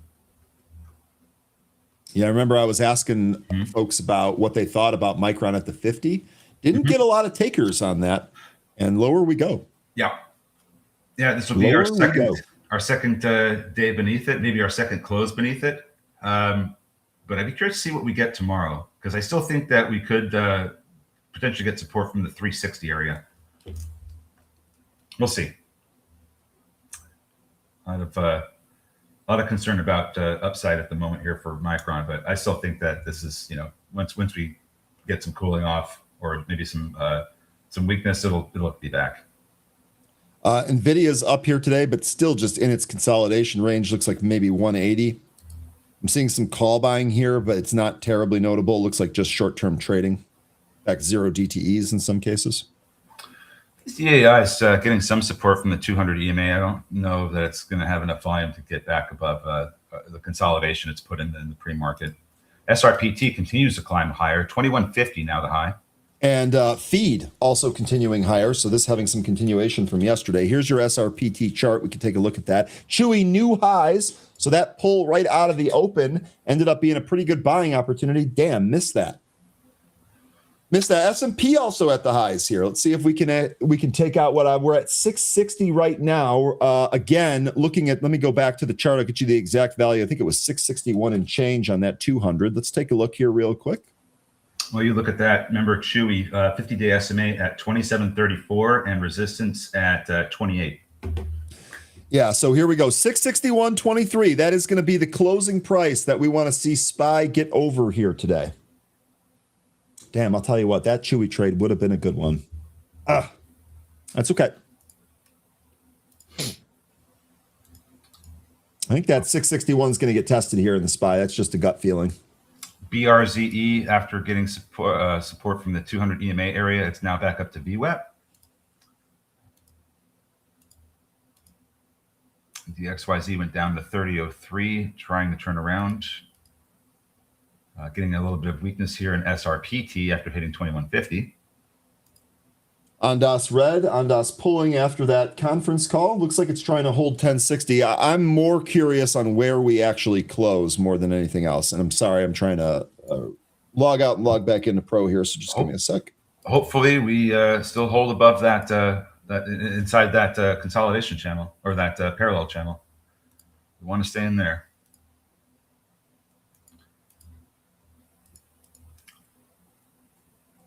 ARM at highs. Can you check MI stock? Yeah, we'll look at both of those. MI. Oh, the NFT, this penny name. Okay. 1 second here. Come on, chart. Come on, chart. Yeah, me too. Here, I'll look at it to my broker. I'll mention this here. Which one are you doing first? I'll pull I'm it up. looking at MI. MI, the NFT limited. So this one, after we had the impulse move, looks like at the very open of the pre-market here, and we initially popped up to the low 40-cent area, but haven't really been able to hold above the VWAP, and that has been the big barricade in the way here for this the price action. It seems like every attempt there is to get above the VWAP, it just gets rejected. So that's, I guess that would be my expectation. But if we do manage to finally get over and start closing over it, then that becomes support. Looks like MI had a big drop off recently back in the beginning of March. I don't know anything about this company, so I'm not sure what that is. Let me see if I can find what that was. They had a direct offering, so that's why it's lower. They had to raise capital. They on March 10th, they looks like they diluted their shares, and that's why it's lower now. SMCI. This is straight up out of the gate. Let me know if anyone's going after this. Probably because it just got hammered down so hard. Yeah, wonder if it's just kind of a reflexive bounce. BZAI tried to bounce off its 200 EMA. And then ARM, we're going to look at here. This is getting some price targets of 165 by Wells Fargo, 240 by Guggenheim. So they might want to talk to each other about that. This is interesting because I've got a trend line here, a pretty one that goes back to, what is it, July of 2024. I drew it from July of 2024 through the high of January 2025, and just kind of drew it through the price action from October of 2025. And I still kind of view this as a bit of a resistance area. It kind of provided resistance in October. So why couldn't it do it, in March or April? That's what a trend line I'd be keeping an eye on. And it might coincide with a 168 resistance area. So what were the origin points of that? Did you say the high of July of 2024 through the one of January of 2025? Yep. That's it. And so you have something like this then. Yeah. I used those first 2 points. I think we even examined this when we were back in October when we were trying to push through this. And it looks like it just kind of failed to really hold above that trend line. So that trend line's still in play as resistance. And if we do get another move up there, we come up to pretty close to some of the resistance we had from February 2025. So thinking that 170 area, 165 to 170 might be an area to keep an eye on for resistance. What was the price targets again? How about that? Wells Fargo, 165. RMSG, Real Messenger, that penny stock on that headline that is continuing to rip higher. We'll see if we get a dollar test on that. Yeah, so that Wells Fargo Micron's bouncing 165 target.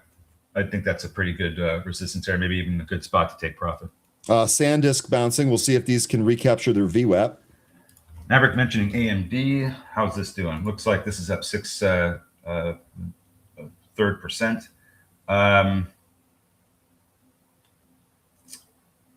I guess, is it really? No, this can't be it. There was, there's no news on AMD this morning, but the most recent news was, Elizabeth Warren questioning the NVIDIA 20 billion Grok move. I don't think that's what it's moving on. But it is moving nonetheless. All right, let's see here. Tesla is still shy of 400, although that popped out of the gate. Bitcoin's still trying to get above 72K, and the VIX looking like it might give up the 25 handle today if this continues. Looks like BIAF trying to get some support from the 65 EMA. We'll see if this turns around here. BRZE trying to recapture the 65 EMA after dropping out of the gate. Now it's trying to recover. You folks are mentioning feed here. Big pullback. This coughed up everything except the 65 and the 200 EMA. We'll see if this bounces at all. Feed, big pullback here. Yeah, more like regurgitate. Okay. Oh wow, ENLV really getting it. Really getting it taken to it. I mean, those upper shadows that we identified earlier, they weren't lying because this thing went right back down to the area it was trading all day yesterday.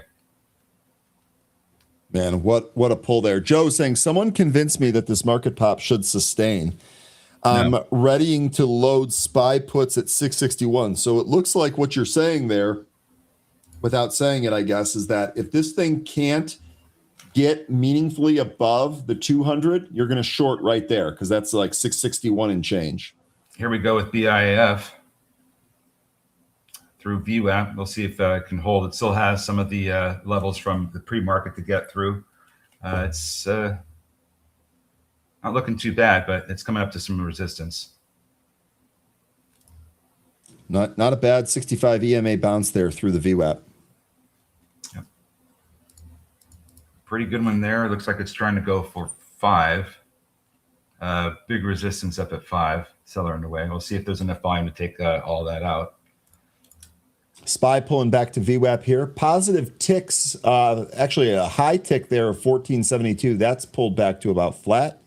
And S&P futures back to the VWAP as well. Sorry? QNRX halted again now to the downside some more. This now back into the sideways price retraced. Action. Yep. LV and QNRX giving everything back.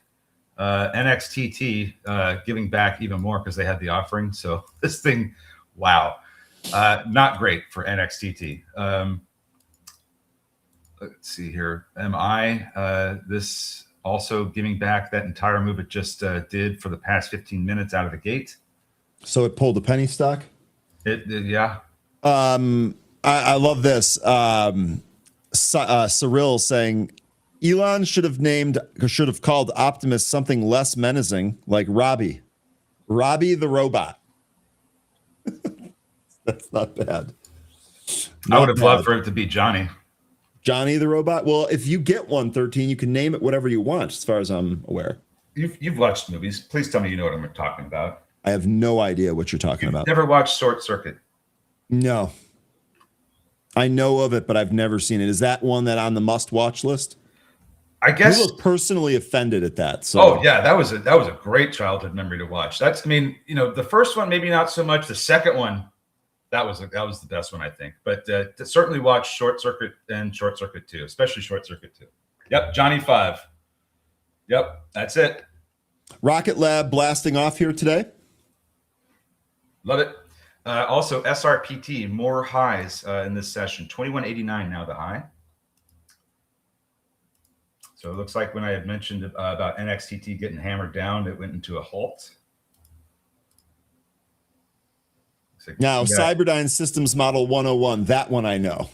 That one I Different know, movie. Joe. Yeah, that movie I've seen plenty of times. Well, BIAF really whipping around here. We had a pop up to almost, let's see, it was like 488. Next candle dropped right down to the 9 and 15 EMAs beneath VWAP and came right back up. A lot of wild price action here in BIAF. Be careful with that one. Looks like BRZE after the drop down to the 200 EMA and the attempt to recapture the 65 EMA failed, and it looks like we're coming back down to the 200 now. I'll be honest, I don't see anything great here. Maybe if Chewy holds 26, which also happens to be where the VWAP is, maybe.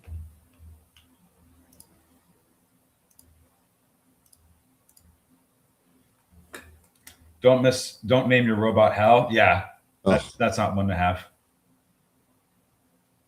SATL, that's a familiar name. Settle Logic, I believe is what it's called. Yep. And Sats, Yassine, really quickly, Yassine asked about Sats earlier. This did pop, moved above its pre-market range. I'm seeing call buying on the back of that. Giddy up, Yassine. All right, I'm looking at my space watch list here. Citus having a good day. York Space Systems up almost 5%. Space having a pretty good day, except for Velo 3, which reported earnings. Loved the earnings report, but investors didn't like it. I'm okay with that. I think this just represents some more opportunity to get it cheaper. Sidhu, what a rip out of the gate. Yeah. Sats also doing pretty good. Satellogic up 12%, like we were looking at. Momentous up 7%. Lunar up out of the gate. 6.25. Yeah. Yeah, lots of good movement in space here. Let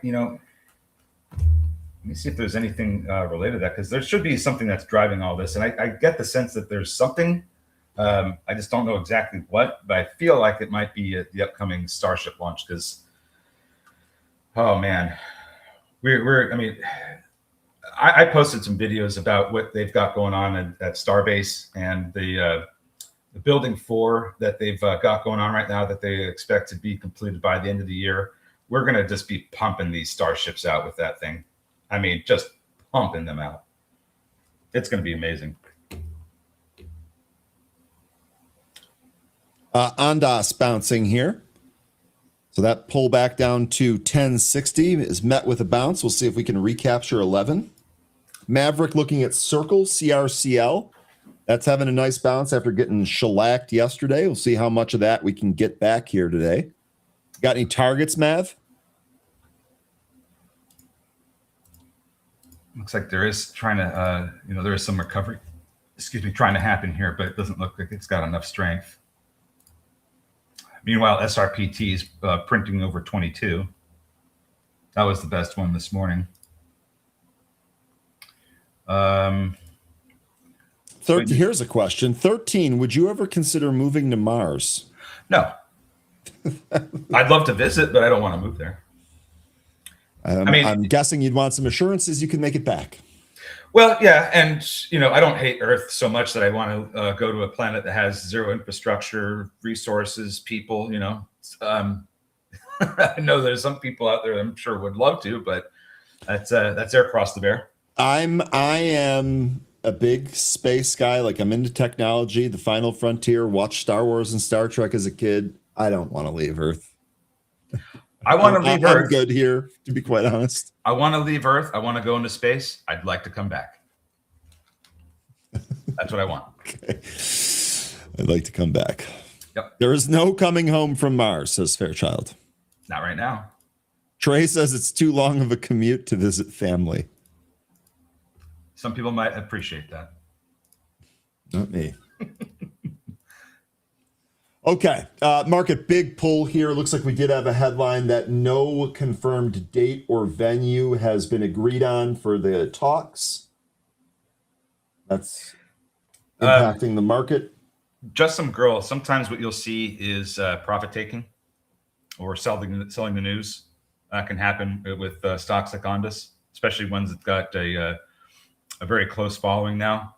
I mean, Ryan, what do you think? Is Ondas kind of become a battleground stock? I think that it is so popular on FinTwit, and I'm not even trying to take credit for that. I just mean in general, it is such a popular stock there that you will often, even people in our show here trade it regularly, trade it back and forth regularly. And I think that, that's one of the things that you're seeing here. It's volatile. It's got a lot of people actively trading it. It's got here. Let's take a look at its average volume here.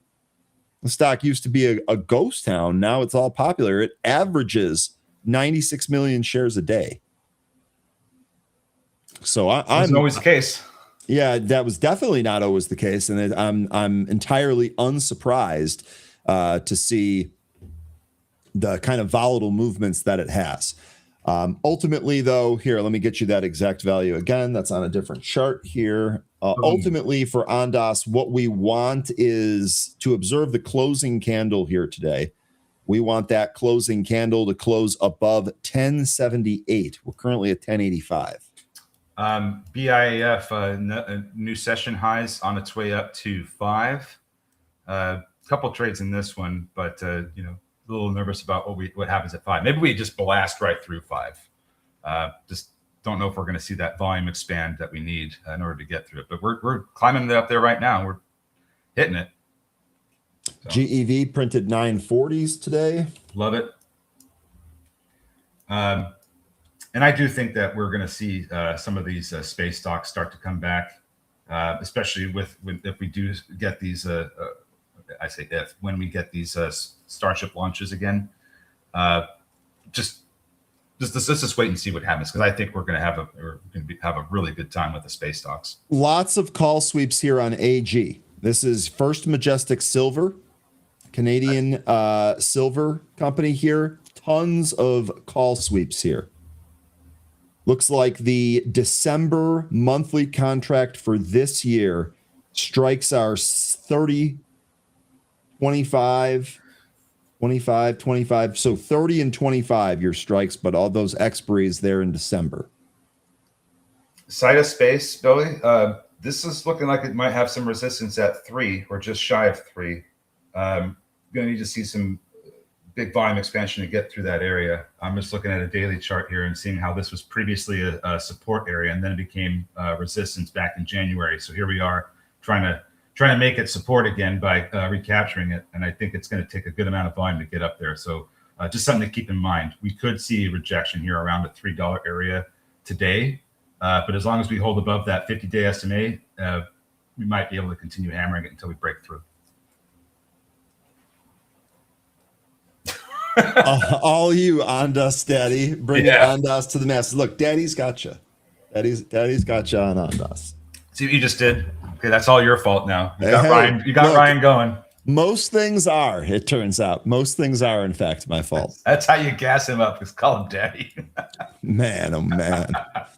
NXT. Man, oh man. NXTT now halted again to the downside. This thing is just getting chopped up. Looks like DXYZ is about to put in some new lows. Looks like it's going right to the 200 EMA on the 5-minute. Right you said DXYZ, right? Yeah. SMCI is still holding higher. Here's DXYZ. Yeah, looks like it's about to lose that $30 level. And Joe's right here regarding Ondas. It's all of their outstanding warrants. The dilution threat makes it easier for shorties to control it. You know, the one thing I will say on that, though, Joe, is that with some of these offerings that have diluted it, it's actually ended up getting bought and then trading higher. Now, how long is that going to last for? I don't know the answer to that. And remember what I said about the its earnings. Like, this is a speculative growth name, and this was a solid bullish update on revenue and momentum, but the fundamental quality of those earnings still low, and the story is obviously execution dependent. So it's not as if it's a foregone conclusion that everything is going to work. And I think that, you know, that back and forth, the fact that there are a lot of traders back and forth on that, I think that also plays into it. SRPT, this high is still 2208 that it put in about 10 minutes ago. Be careful with this one. It's starting to look like it may be weakening a bit. Volume is starting to fade. Watch for a loss of the VWAP. I have that at 2094. If we start losing that and maybe get some candles to close underneath it, it looks like it's going to come back in some more. So be careful up here with SRPT. It's been on a good run. A couple other things that we wanted to look at here. Retro asking about O, which is realty. I'll take a look at that in just a second. And then Big Hurt, that's a boy, BZAI. This one, so we were looking at this for a bounce because I still have concern about getting back above the 200 EMA on the 5-minute. 144 is that value? Yeah. Let me look at O, see if I can get a bottom here for Texas Realty. It's interesting here. So I've got a really long trend line on this one. So it looks to me like the 200-day SMA lines up pretty well with the trend line that I've got in realty income. So that's going to be about just shy of 60, like 59.35 is the value I have for the 200-day SMA. And this thing has also been really hammered down. Like, we're underneath 30 RSI. I've got to think that a bounce or a reversal is coming soon. Maybe once it gets to 60, but I would like to see this get some support from the 200-day SMA as well. Which is just what trend line? What's the trend line that you have? Maybe I can duplicate it. How far back does your chart go? I'm going all the way back to 2000 here. So okay, so I started with the 2020 high. Okay, so you're basically just connecting these highs. Got it.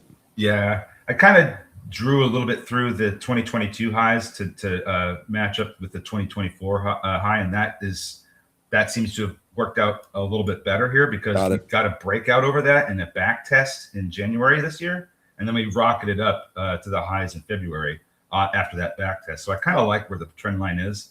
Gotcha. And with that in mind, that means that this is coming down to the 200-day SMA, lining up with that trend line. Seems to me like that's the best spot for it to get support. And then you have a low RSI, which is indicating that this stock is getting to be pretty oversold. So I would expect there to be some support coming pretty soon, probably within the next dollar or two down from here.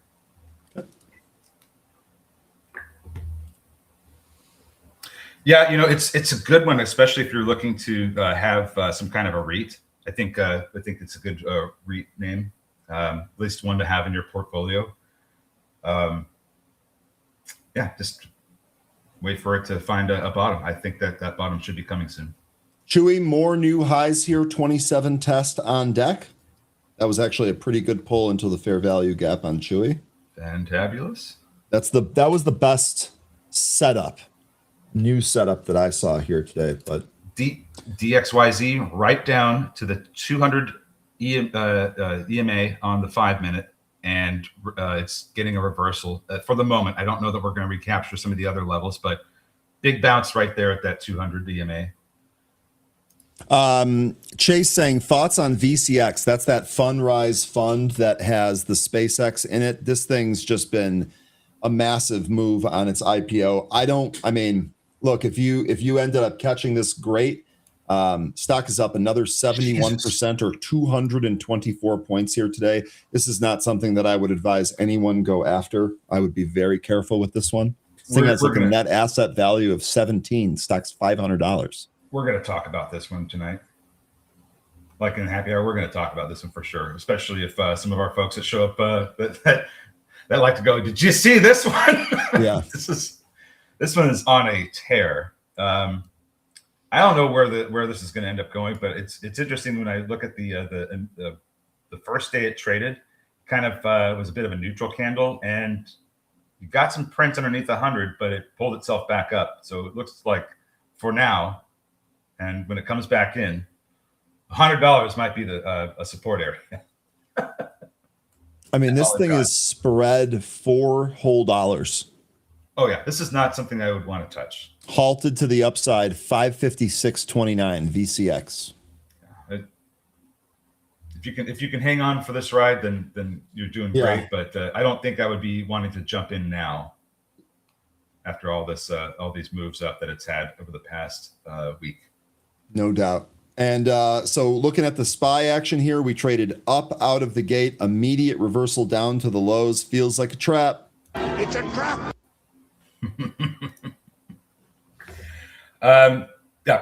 Thanks, Retro. And I really need to.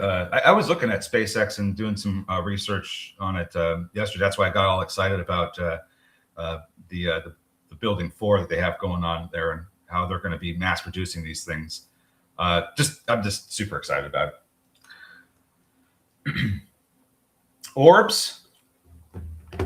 This was on had a bit of a move yesterday, and it's still moving today. Yeah. It's actually basically right at yesterday's highs. So it'll be interesting to see if it can hold this here. Yesterday, we were trying to recapture the 50-day SMA. Today, we've opened above it, and now we're trying to hold that position. So, and we did test the 50-day SMA as support. So that's a good sign. Need to see that 125 area to continue to hold, though. All right, SRPT looks like it's getting support from VWAP. It's trying to push higher, but volume is much less than it was before. So I don't know that we're going to necessarily see too much higher priced trades here. This doesn't look like we've got the volume at the moment.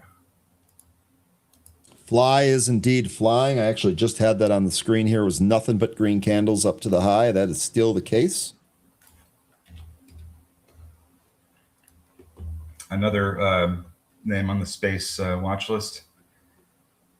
Looks like you've got 28 as a potential resistance area. So could go another dollar up from here before it runs into some resistance. And I'm looking at that from on a daily chart. If you draw a line at 28, you can see how back in January, we were using that level as support and then we lost it. Now it's become resistance. So 28, that's the resistance area I've got my eye on. You probably see that there with your chart now. 28, that's going to be right in here. Yeah, see how we were getting that support in January? Yep. And we lost it. Now it's right in here. Yep. All right. Not a whole lot looking great at the moment. Did have a couple of pretty good trades, though. Looks like BIF is still holding above VWAP, despite some slight prints underneath it.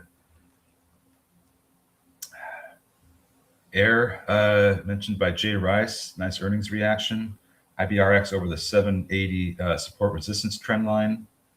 And then Billy mentioning Sidus Space's liquidity is lying around 380.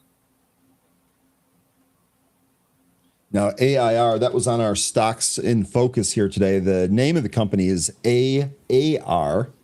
We talked about this pre-market here. This actually ripped right out of the open on the back of those earnings. I think we break this recent high here. 120. Oh, another part supplier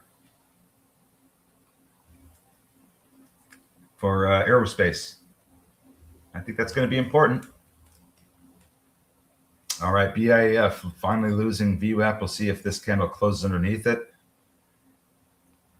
AIR, let me look at this on a chart and see if I can identify some levels here. It might be already at one with retesting the early March high. You look more to the left here. So we're in all-time. We're in blue sky territory if we get past that. Yeah. Kind of get the sense that this might have to retrace a little bit. If that happens, somewhere between 100 and 110, maybe find support. This is AIR. I'm just looking at a monthly chart, and this thing is really moved up and away from some of these moving averages. As far as the 20-month SMA goes, we're trading 56% above that. So a little bit extended, I would say.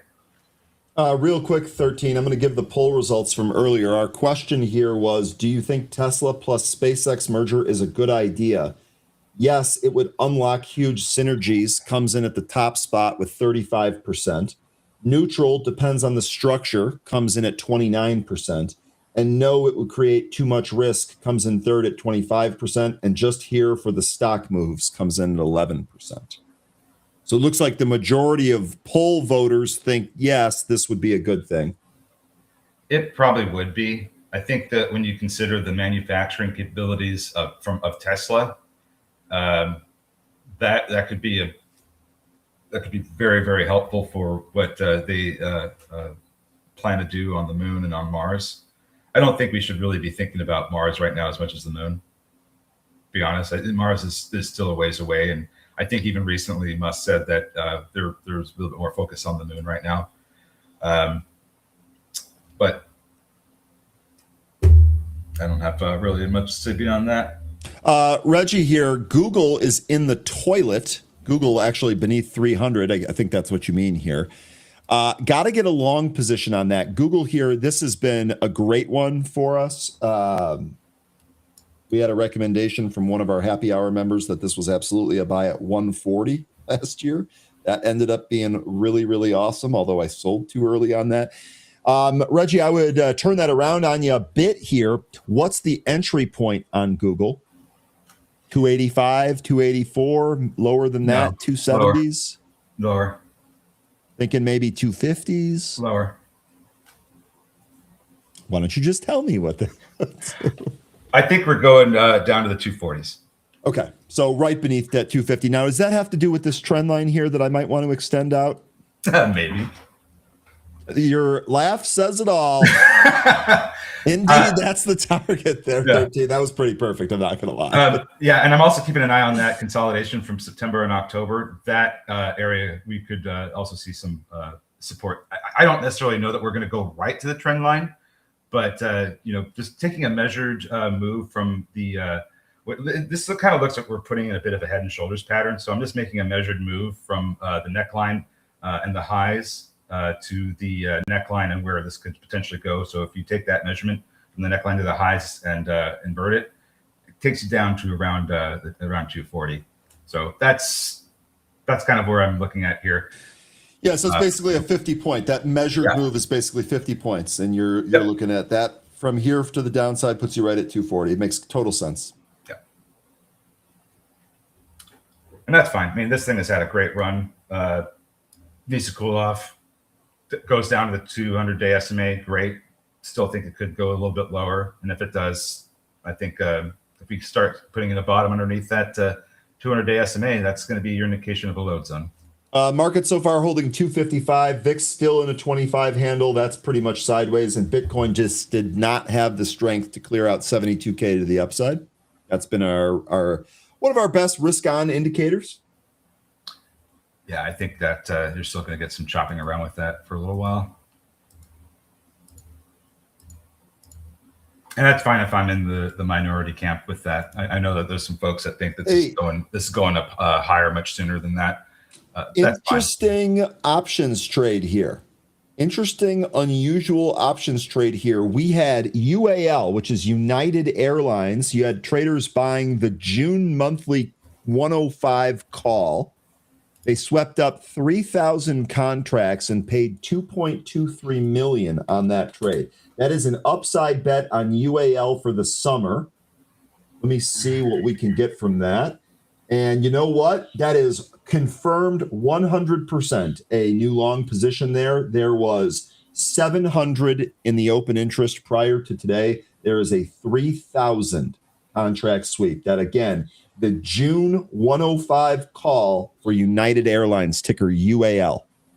That seems ballsy. That is the most notable, unusual options trade I think I've seen this week off of this scanner. Okay, so now it's only Wednesday, but the thing is that that's a big bet. It sounds like sure is without confirmation of the Iran conflict being over. I was just going to say that is a big bet to make without knowing what the finality of the oil price is, right? Because we've heard that the jet fuel is one of the things that has increased the most with the rise in oil prices. Well, that to me seems like they think that's going to be resolved. Well, now I don't know if that's right or not. That's just my read through on the trade. The big rise in, I would think one of the biggest reasons for the rise in jet fuel prices is because that Benicia facility that Valero is shutting down next month in California. It was a major producer of jet fuel, supplied a lot of the West Coast airports with jet fuel, supplies Travis Air Force Base with jet fuel. So yeah, I think the loss of that refinement capability is really going to hit jet fuel. Absolutely.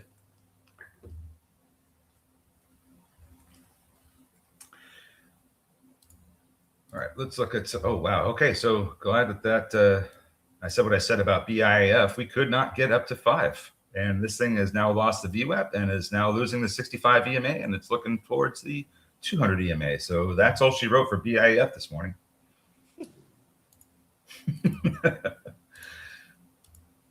Looks like DXYZ is trying to recapture the VWAP and the 65 EMA again.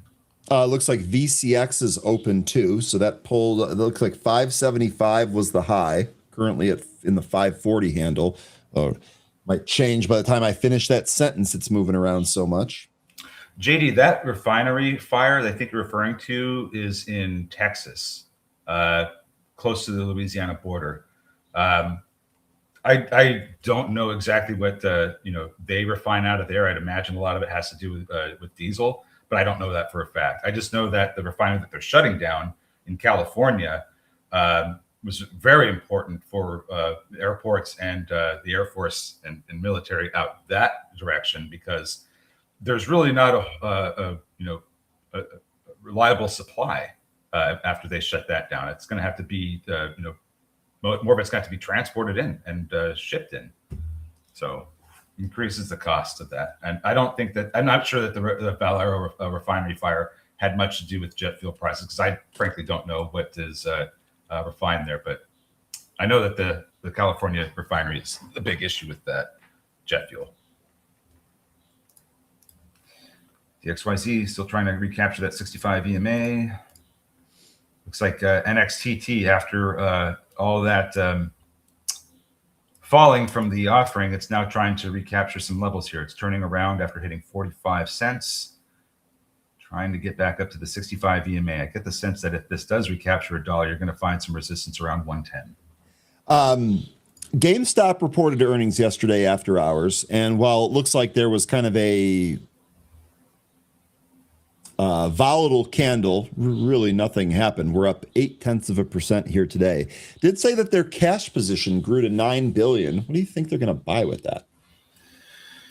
I don't know. I don't know what this company is going to do anymore. Me either, dude. Your guess is as good as mine. Because I get the whole appeal about why they became a big thing in the first place, but a lot of games are just bought and downloaded online. If you can't really sell games anymore and get ripped off by GameStop, I guess, maybe some older legacy systems like, where they had cartridges and CDs, and there's still a business there, I suppose. But other than that, Brian's saying the same thing that you are, man. Yeah, literally the exact same thing here. Digital games and other stores offering what they do for cheaper is just going to put GME into the ground. That's why I'm wondering if they're going to do something else with the cash that they have piled up. They'll probably buy more Bitcoin. That would be a mistake, I think. Oh, okay, Bob. Thank you. Yeah, it was a Valero plant in East Texas that had the problem. But so it was a heater. It had nothing to do with oil. Thanks. I appreciate that, because I didn't know the extent of what had happened there, but I did see the news. DXYZ gapped up. Chewy still at the highs here. Let me pull up DXYZ. I think you might be talking about the morning gap. Yeah, overnight it did. Yeah.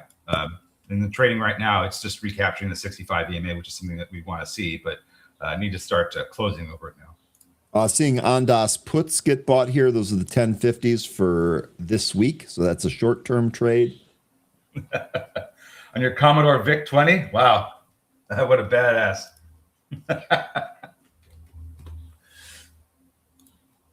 SPY is bouncing here. We'll see if it can recapture VWAP. Currently looking at about 658. Robinhood Ventures Fund. What? WIS just brought up RVI. And this is moving on the stock buyback that was announced today.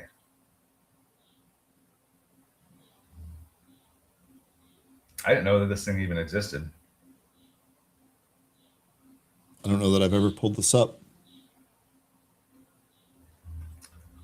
Well, more Hood 70 calls. Yeah, so by the way.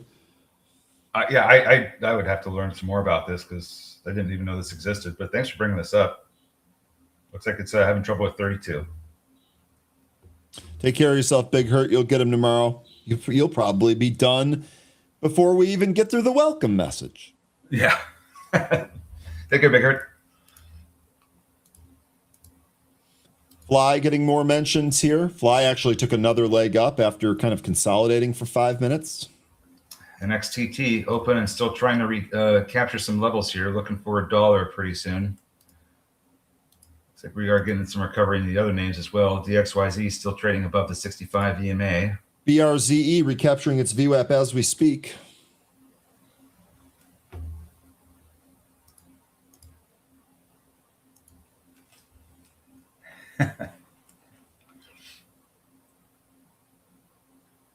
Oh, yeah. I'll answer that, Tom. We are big time moving average guys. I certainly am. What's your take on SMA or EMA for day charts? So a chart that shows the daily candles? And if the answer is yes, I prefer the SMAs. I like SMAs for larger time frames, and I like EMAs for smaller time frames, like intraday. That's the way I've been using it. That is exactly how I feel. Sorry for cutting you off, 13 there. That is also how I have my charts set up here. So on these charts in the main workspace where I'm mostly looking at intraday charts, I use my EMAs. That's why you'll hear me say, let me flip to my big chart. I keep the SMAs on that because I'm generally looking at longer time frames. I'm with 13 on that. Big difference here. EMAs are more weighted to the recent data points. SMAs are equal weighting and gives you a smoother, gives you kind of a smoother line where it weights each point equally. I find that to be much more helpful on longer term timeframes. So I'm just looking at some of the news that we were getting here this morning in the SPY about Iran. I don't know if that's what's causing it to move now, but this news came about 15 minutes ago about Iran reviewing the ceasefire conditions, I guess. Yeah, so I mean, just kind of looking at the SPY action here today, we were up in the pre-market on the backs of the headline that we got yesterday, sold off out of the open, but we're bouncing a little bit. So maybe that kind of lines up with the time frame there. Yeah, Joe, I agree. The thing is that there have been times where I've seen EMAs work really well, but on larger time frames like that. But that's if the price is approaching them. So let's say you had a stock that it's a mover. It's let's say it's selling off, and you have the 200 EMA on a daily chart down maybe like 20 cents away, that would kind of represent a bounce spot for me. So you could trade on that if the move is quick enough and it goes right down to that 200 EMA on a daily. It should bounce right there on that first move down. So there are some times where EMAs, you can get a trade out of them on larger time frames, but they happen very quick. I tend to lean on the EMAs on shorter time frames because you can trade them a little bit more easily. Thanks, Comp. I like the background too. It's like in a high rise here with the Benzinga branding. Love it. Good discussion there on EMAs versus SMAs. And SPY here rejected at the VWAP. So the bounce that we've seen here, great, but can't clear the VWAP out yet. We'll see if that changes. AAOI red to green. Kathy, how's Light and Sienna doing? Light is still red, but right on the border there of red to green. CIEN is the other one. That one is already green. That too went red to green. Did that really quickly. Yeah, Brian, those are two that I think everybody should have on their larger time frames. Which two? The 50 and the 200. 50 and the 200, yeah. Oh, yeah. Those are I think the most. I view those as the most important, and I would say if you forced me to pick between those, I would put more credence on the 200 than the 50. Yeah, I use three mainly on larger time frames of 20, 50, and 100. I'm sorry, 200. Feed maybe through its VWAP there. That was after that opening pullback that we had. Wow, okay. I got to look at the watch list for our electrical grid. Some names are doing okay, and some are not because they all had a pretty good day yesterday. The one that's up the most is the one I've been talking about, AMSC, American Superconductor. This one has a DHS angle on it. So if we get funding for that, we might be able to see some more upside moves in AMSC. And then there's GEV, good old GEV. Fairchild, did you have AI help you with that think script that you had? That actually sounds interesting. Thanks, Kathy. She's mentioning VIAV. Yep, got it on screen. Light, CN, and AAOI. Let me look at this. Let me look at VIAV. Viavi Solutions. Float's a little large. Okay, so they're in network test monitoring and assurance solutions. And they also have optical. Okay, so they are in optics. That was where the angle was. It manufactures and sells optical filters for 3D sensing products that allow facial recognition, security, authentication for mobile devices. That fits into our authentication theme, does it not? That is interesting. Yes, that is super interesting. We'll have if we have the folks there today that I want to ask about this, we'll ask them because I didn't know about this, but that reads super interesting, and I think people would maybe trust to have their phone scan their face more than some other device that's sitting around somewhere in a building. I might be wrong about that, but people love their phones. People trust their phones too, that their whole life is in there. I'm sorry I missed that, Jay. NXTT with a recovery? It certainly is. It's halted to the upside, just on the verge of where we opened. Now, I guess the question is, do we recover the 65 EMA and the VWAP? That's the next resistance.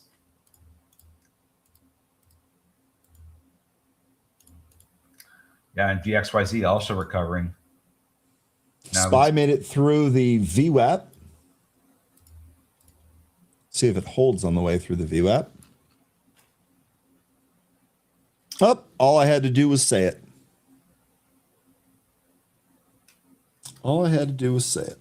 OCC fiber optic copper cables? Or they just do both? Yes, fiber optic and copper. We will need these. I mean, we've already seen Corning have a fantastic time. We're going to need more of these, especially if they're getting cut by bad actors. Talking about the undersea cables, I don't necessarily think that that's what this does. I don't think they do undersea cables. It looks like they're more for the data center networking, those type of cables, communication cables to that sense, not the big ones that you lay on the seafloor. Ryan, I created a Think script that automatically switches from SMA for daily charts and EMA for lower than day charts. That's actually pretty cool. Kind of wish I had that here in the trading view charts. That's an interesting idea. Oh, Michael, I was looking at the one that Jay brought up, OCC. Nice scalp there, comp, on the VWAP projection. That was clean. That was clean. Oh, we got a big phantom candle there. Did we get a headline? Anyone trading mass? They sell handheld mass spectrometers and detection devices. I'm not. Let's look at mass. I can bring it up here, though. Still looking. That might just be a phantom candle in the SPY. I don't know. But man, that's a big wick all the way up to 661. Here's your mass chart, by the way. Looks like super low volume. Yeah, but this has short squeeze potential.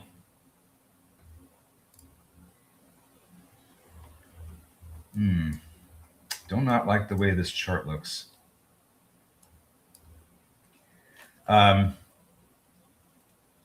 If this can't get back above the 200-day SMA, I think we come back down to the 500-day SMA.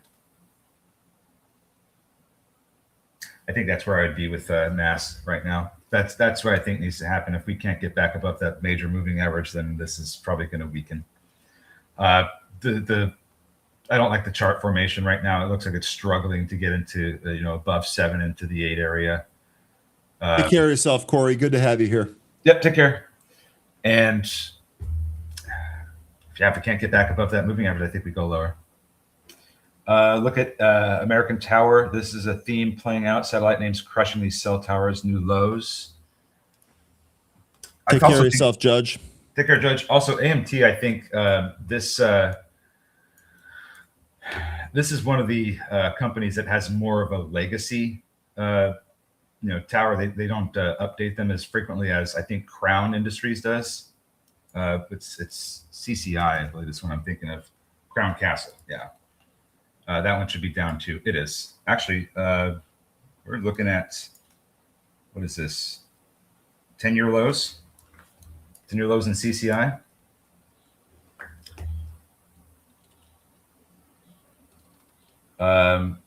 Satellite names. Okay, so sorry. Go ahead. You go ahead.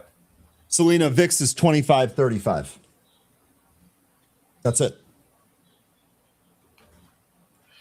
Yeah, and Jay, the theme, the satellite names, is a theme that's playing out, and I think I would lean on SpaceX to drive that theme further. This is something I've been talking about for a while. I think that with each successful test flight that they've got, they bring the reality of space industrialization closer and closer. It drops down the barrier to access for a lot of companies. I love the space theme. I think it's we had a really exciting beginning of exciting last year. I don't think that whole theme is done. We just need to get some more of these Starship launches to happen, especially with this latest configuration, because these are the ones that are going to be mass producing. And then I think that we're going to see some major space industrialization. Look at you, go. Wow. Look at that go. All right. Rejected at that initial impulse, yeah. But a nice little recovery there and through VWAP on some decent volume. Looks like a lot of stuff is just sideways for the moment.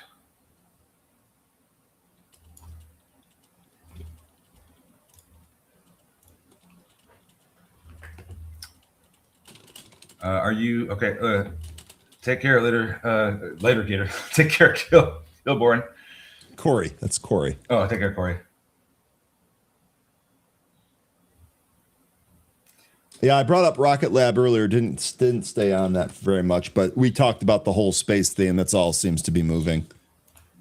Yeah, and yeah, they're here today. My whole big thing with Rocket Lab. I mean, it's great that we're still getting this movement we're getting, but they have a huge catalyst with their neutron rocket that's been facing delays. So that's really the big thing that needs to they need to start getting into the sky, getting that tested. See a maiden flight. I think that would get the stock really going there if we started to do that, because that's going to be the future for Rocket Lab, not these smaller rockets that they are launching regularly. It's great, but if they want to start reaching major levels of revenue and be a success story like SpaceX, I think they're going to have to get that neutron rocket going. I don't think we did talk about. No, we did not cover NVTS today.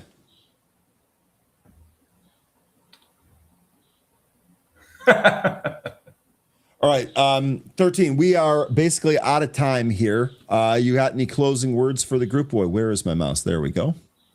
I mean, for NVTS, great to see that we're above the 20 and 50-day SMAs again. It's just a question of can we hold it? It's going to come up to some resistance around, I would say, the 1050 area.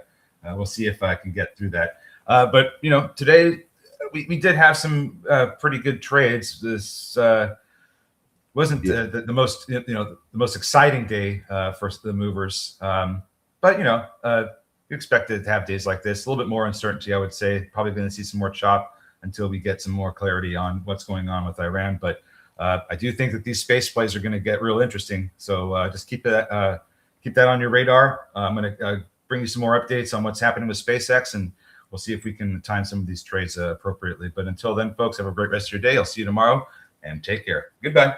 All right, 13. Have a good rest of your day. We will see you tomorrow. 13's departure leaves room for the story trading folks. Let's bring them on and see how they're doing here today. We've got Ben, Rhett, and Laptop. Laptop chilling in the chat. Love it.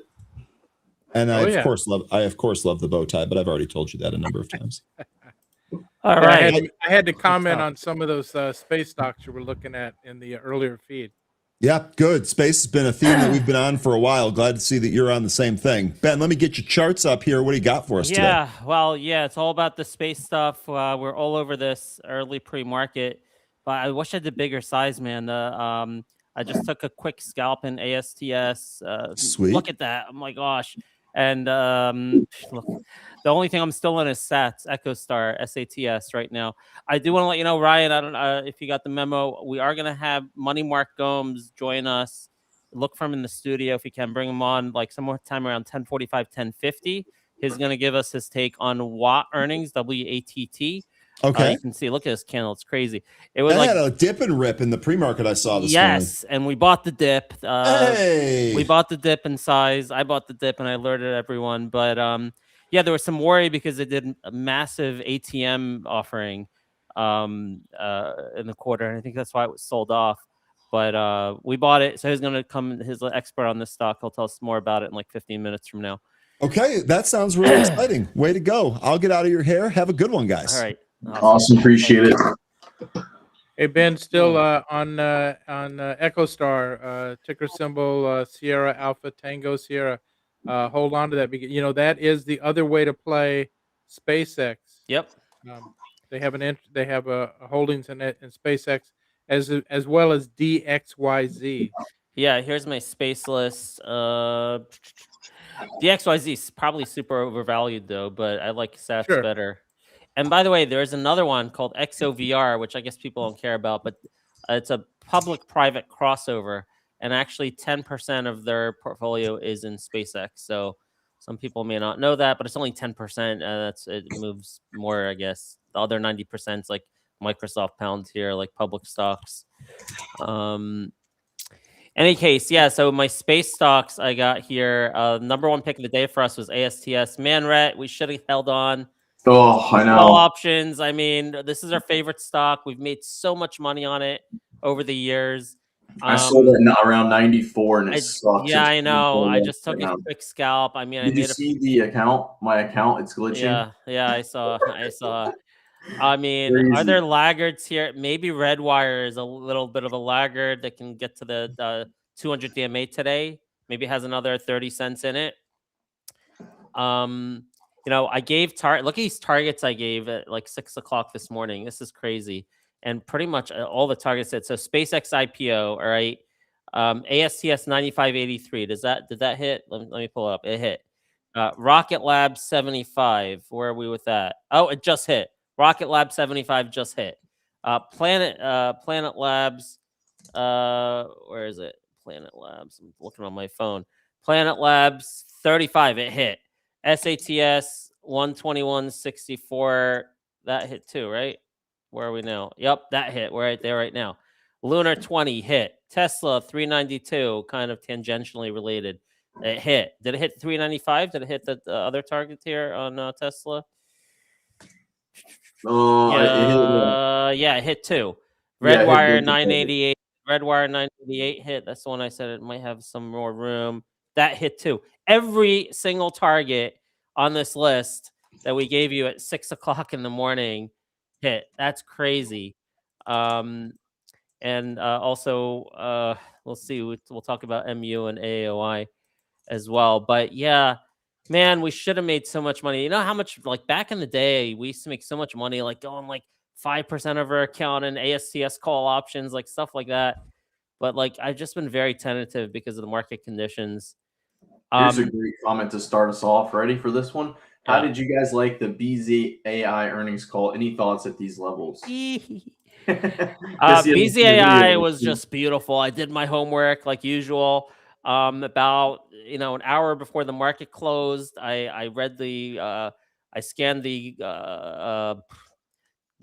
conference call transcript from last quarter. I looked at what the analyst estimates are, and I jotted down right here. I scribbled down on this piece of paper. I don't know if you can see it. What I was looking for on BZAI. Okay, and it was adjusted EBITDA that was really important for me. The revenue hit. It beat. When I saw that the adjusted EBITDA beat their guidance, I jumped on it in after hours at $1.25 and quickly hit our targets. I think the high target I gave was like 175, right? What was the high target I gave on that? 168 you gave. 168. Okay, but I was all out by like 155. So I made a quick 10 grand and after hours live streaming BZAI. But then I subsequently went on the conference call and I decided not to make it a top pick today, which was the right choice because they did mention a couple things that, the margins are really not going to improve for, at least a couple more quarters. Margins are kind of low. And they also mentioned their shelf offering that they had previously filed for. And the way they talked about it, it sounded like they intended to use it. Okay. So because of those two comments on the conference call, I decided not to make it a top pick today. There you go. BZAI. All right. Awesome. It's refreshing. Isn't it a breath of fresh air to actually talk about and trade stocks as opposed to hedge. under the weight of the war news cycle? Right. I decided to ignore the geopolitics today. And, that's one of the things I said in the morning note is, let me see. I think I said it in the morning note. Let me see what I said. Maybe I put it in the Discord or maybe I put it in the macro section of the morning note. Let's see. Adding fuel to move reports that SpaceX may file for an IPO. Given the combination of putting that we're upgrading for. Maybe I didn't specifically say it in the morning. I must have said it in the Discord. You said it somewhere. I remember reading it. Yeah, it must have been the Discord where I basically said, I think that the space sector will outperform regardless of the geopolitics today. And you said that on the morning show. Okay. And I also typed somewhere in the Discord. And the reason for that was very simple. Hold on, I lost you guys. Here you are. The reason for that was simply I made the assessment that the impact or the importance of the SpaceX IPO to the stock market outweighed the negative, aspects or negative fundamental issues that, continued war and high oil can bring about. That was just a simple, analysis based on my observations over the last 6 months since they started talking about the SpaceX IPO. I also noticed that futures went up last night when they talked about the SpaceX IPO may be filed by this week, because I think that also brings on added sentiment in terms of, it can be IPO season. We could get OpenAI, we could get Anduril, we can have this whole, list of private companies IPOing this year, which can be a catalyst, a positive catalyst for the markets. But the one thing I did repeatedly say was I think the SpaceX sector, the space sector will be up and to the right today, regardless of any concerns or macro. I'm like, even if the Qs are down today, space stocks will be up today. And I wish I took that conviction and just did like larger size or stuck around longer with ASTS, but it's okay. Sats is going to pay off, man. That's the only one I'm in now. And I'm in with pretty good size. I have an 18% position at $120. I'm up $2 a share on that. Doesn't look like I sold any yet. Yeah. So, all right. That's not bad. I'll High of take the it. day. I'll take it. Not quite a high day yet, but it's going to follow like. No. I'm saying hold for the high of the day. Hold for the high of the day. Yeah. I was looking at the daily chart and I don't know. This RSI looks good. It might look, this was when it started moving, when they first talked about the SpaceX IPO. This thing was down 75 and went all the way 132. I mean, look at this RSI. I don't know, laptop. I'm thinking this can make a multi-day move to 132. Easily. So yeah, I'm not going to sell this so quickly. We'll see. Look at DXYZ surging to high of day, up 27%. You did mention that. Yes, and I kind of dismissed it because I thought Sats was just safer. I mean, DXYZ is definitely. I don't know what the NAV is. I'm sure there's a huge premium in it because of the scarcity premium, but Sats has 1993. Is 1993 is their NAV? Yeah. I mean, I'd rather play EchoStar. So, in any case, I mean, it's all about the space stocks today. I also do want to mention a few other things. AAOI, we made this a topic yesterday, but again, I was in red alert status yesterday, so I did small size and I scalped rather than holding for our targets, which was the high target I gave was 110 yesterday. At this point, and I said it the night before, right after that report came out on March 23rd, right after that contract came out, that I think this is heading back towards the highs. And if you look at the daily chart and the RSI, I think that's where it's going. It's going to 129 plus. So there's that. Also, I went out. I made a prediction. This is crazy. I don't know if it's going to work out. If MU, look at this candle here on Micron.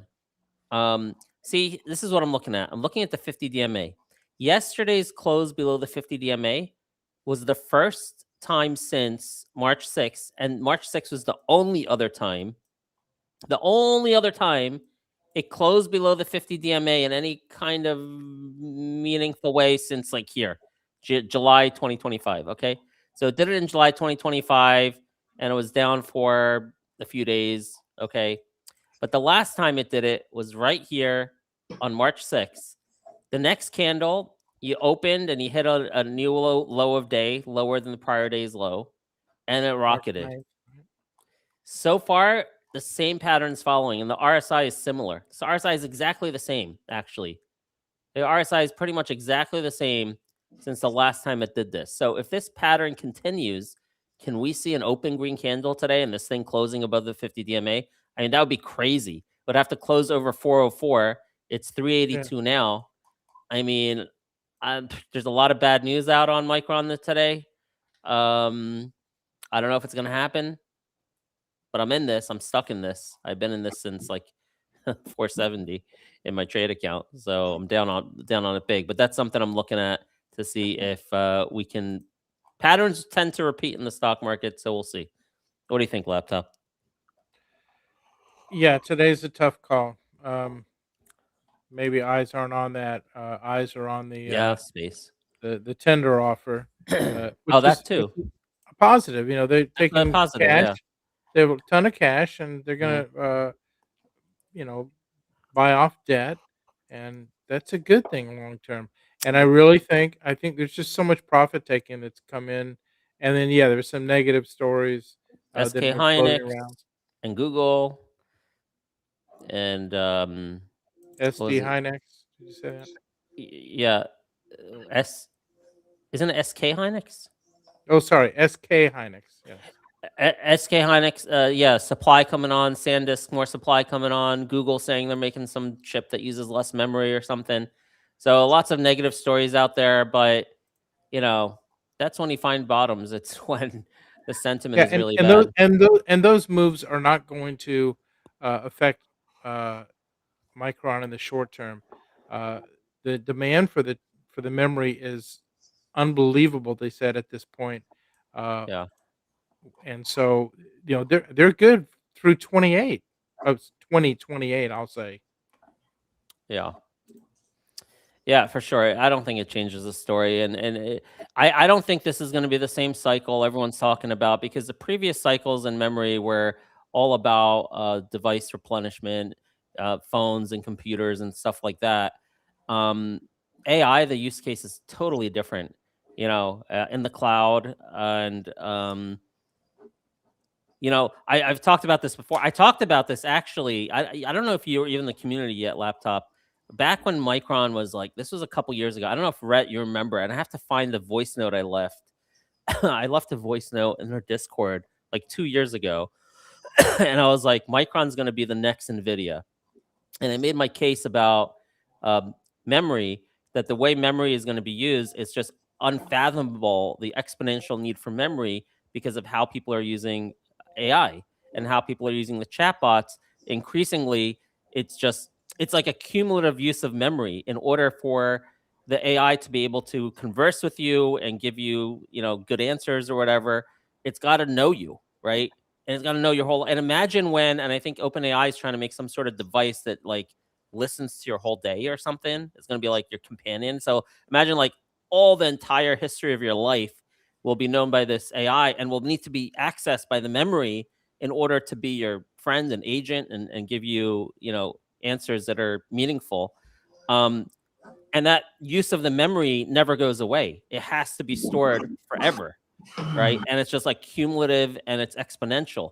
And then just like start thinking about video and photo editing and video creation and everything, and the back and forth that goes on with all these chatbots, like that. It's not like, when you use an AI chip for thinking, right? To go through the process, that can be used over and over and over again, right? The memory, once it's used, it's used. You got to go to the next memory chip, right? It's got so it's like just an unfathomable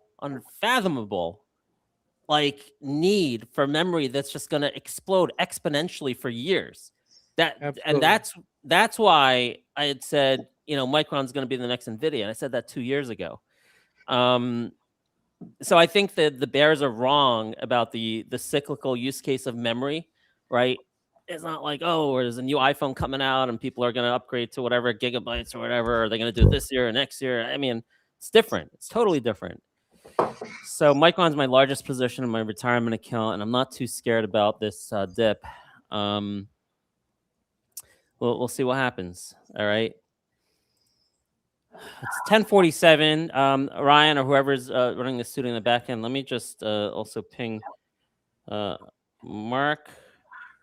Money Yeah, Mark. entertainment. I was just reading. Entertainment's going to go, and they said within the next 2 years, by 2028, that you're going to be able to sit down at a computer or eventually at your remote for your TV, and give it some commands, even voice commands, and say, Yeah. "I want to watch a romantic movie about a boy that meets a girl in a flower shop, and they go on riding on a canoe somewhere in a lake, and they fall in love." Or something. You can just give it prompts. It's going to create the whole movie for you. Yep. Yeah. Yeah. I will say though, OpenAI shut down Sora, announced they shut it down yesterday, and they ended the relationship with Disney because it was too expensive. Yep. They weren't making enough money. There was numbers out there of like how much it costs every time someone like edited a video. It's like all these people are making these memes to send to their for friends Yep. or whatever video. Yeah, that game. was crazy. All right, looks like the producer's saying we got Money Mark in the back, but he cannot see your camera. If you want to turn that on, then I guess bring him up whenever he's ready. All right, so Money Mark's going to be talking about what? We'll just show you the chart. Wow, that's a bullish engulfing candle today. So let's wait for him and then I'll set it up. I was just looking at something that was, what was up that I wanted to maybe, oh, was it Sats? Should I take a little off Sats here? Oh no, I know what I was looking at. And Honeywell. CORT, We need to rejoin. Corset Therapeutics is in a halt up, maybe 60% up when it comes out. Hold on, I'm just taking a scalp on Honeywell in that news this morning. Ben, you want to tell him to rejoin? Okay, now he's ready. Okay, so let's see. Money Mark comes. There you are, Money Mark. How you doing? Welcome to the Benzinga show here. Oh wait, we don't hear audio. Don't hear your audio yet. Muted. How's that? Yeah, Perfect. now I hear you. Awesome. CEO Malincraft. Is that your company? What's Malincraft? All right, how about now? Mm-hmm. Do you hear me? Yes, I got you. You got me. All right. What's a CEO Malincraft? I never heard that before. That's my company. Cool. I didn't know that. That's yeah, I'm retired, but the company remains existent. So I've been retired since 2008, but Malincraft is still there. When you do research and stuff like that, then you can write things like that off. So you need to have an organization. So yeah. All right, cool. Well, we're here to talk about Watt here, and you can see the daily candle. A lot of people may not know about Watt here. I just wanted to bring this up because in pre-market, this stock was down big on earnings. I think it was down because there's a lot of money they raised in ATM, and I'm guessing that's why it was down. We in our community, we bought the dip this morning, and it paid off. It's my biggest win of the day. So maybe for folks, there's probably a new audience here at Benzinga looking at this chart that's been going wild. Market cap 43 million. I wonder if you can tell us a story in a way to, for new investors looking at this for the first time. Is there still opportunity left here after a stock has come up so much? Well, look, I'm not here to comment on how a stock is moving, but I do research for a living. That's what allowed me to retire in 2008. I was an institutional equity research analyst. And what I look for specifically are inflection points. So if you look at Energus, this is a company I passed on 10 years ago. The whole idea back then was that they were going to charge iPhones over the air. And I thought it was just not going to work. There's no way the FCC was going to allow that amount of energy to flow over the air. It just wouldn't be safe for people. So, we thought it was a great short. It was horrible, the serial dilution, right? You saw the report by Fugazi yesterday. That was a great summary of the past of this company. But what the FCC did do is they approved 2 watts over the air, not enough to charge an iPhone. But dating back to my days at AMR Research, who used to consult with corporations on how to make themselves more efficient, Walmart wanted to use RFID everywhere to track their goods going through the supply chain. Okay. The problem for the world at that time was, one, there wasn't enough processing power to kind of take all that data 24/7 and process it in real time. Never mind take action on it. And 2, the tags back then were measured in dollars, not in cents, right? So it was expensive. Fast forward to now, the sensors, especially now that they've taken the batteries out, and that's key to Energus, are pennies per tag. So you can tag just about anything, number one. Number 2, with the advent of AI, you can now process that amount of 24/7 data. The industry estimates are that there will be 1 billion tags per year by the year 2030, transmitting data 24/7 in the cloud, right? That's just too much for human beings to process, but AI can process it, and AI can take action on it in real time. So if you have a pallet of lettuce that's traveling from a distribution center to a supermarket, if that lettuce starts to rise in temperature to 70 degrees, it can notify the AI can automatically notify the truck driver and say, why is the lettuce rising in temperature? It's going to spoil. He can pull over the truck, look in the back, notice that the door was left open, close the door, send a text message back to the AI that says, problem solved, the door was open. The AI can respond back, yes, we see the temperature is going back down to a normal level. And then the pallet of lettuce is saved. This represents for Walmart tens of millions of dollars to the bottom line every year. And that's just one company. And that's the one company that we know for sure that is doing business with Energus.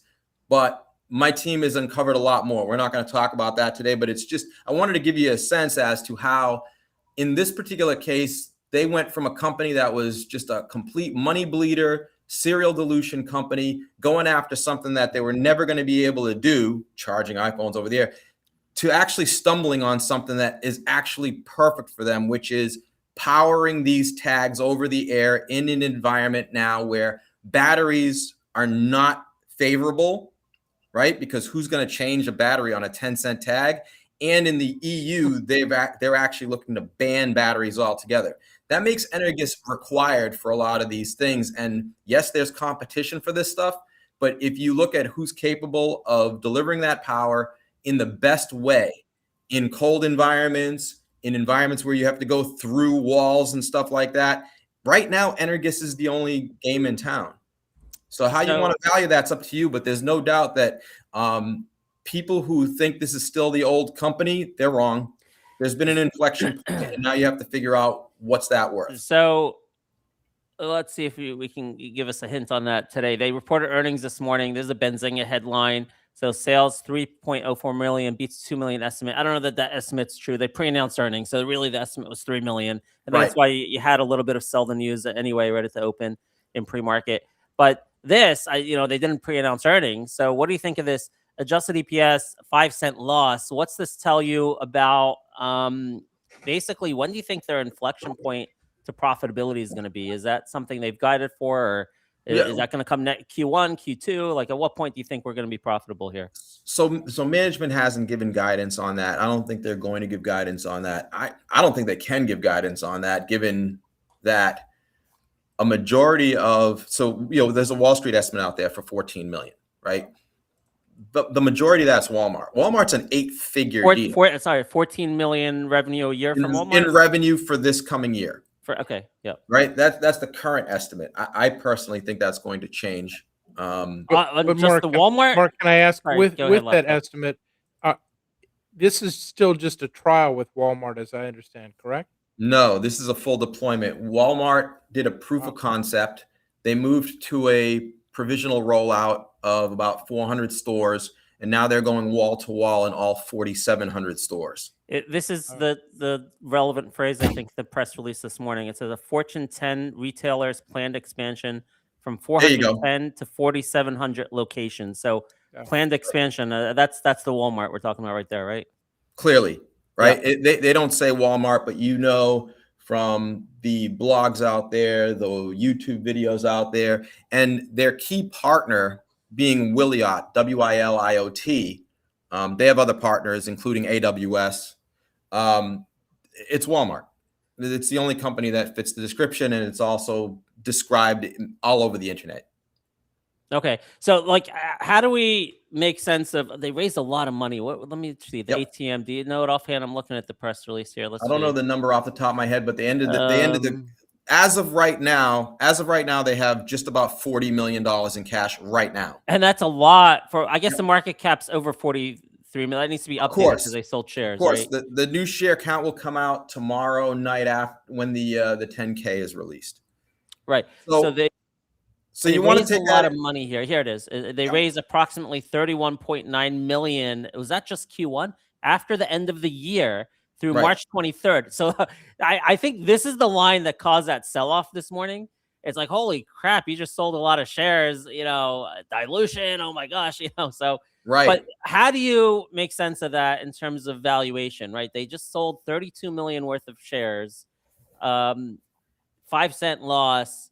Where does someone begin to say is there still room left here to the upside if you're new to the story? Yeah, well, I mean, the way you need to look at this is from the standpoint of why they raised the cash, right? And everybody thinks dilution is negative. And most of the time, you're right. It's usually bearish, but that's not true. There's two types of capital raising. There's bullish raises and bearish raises. Bearish is when you need the cash to stay afloat, right? Bullish is when you want the cash to take advantage of a severe demand influx in the environment, right?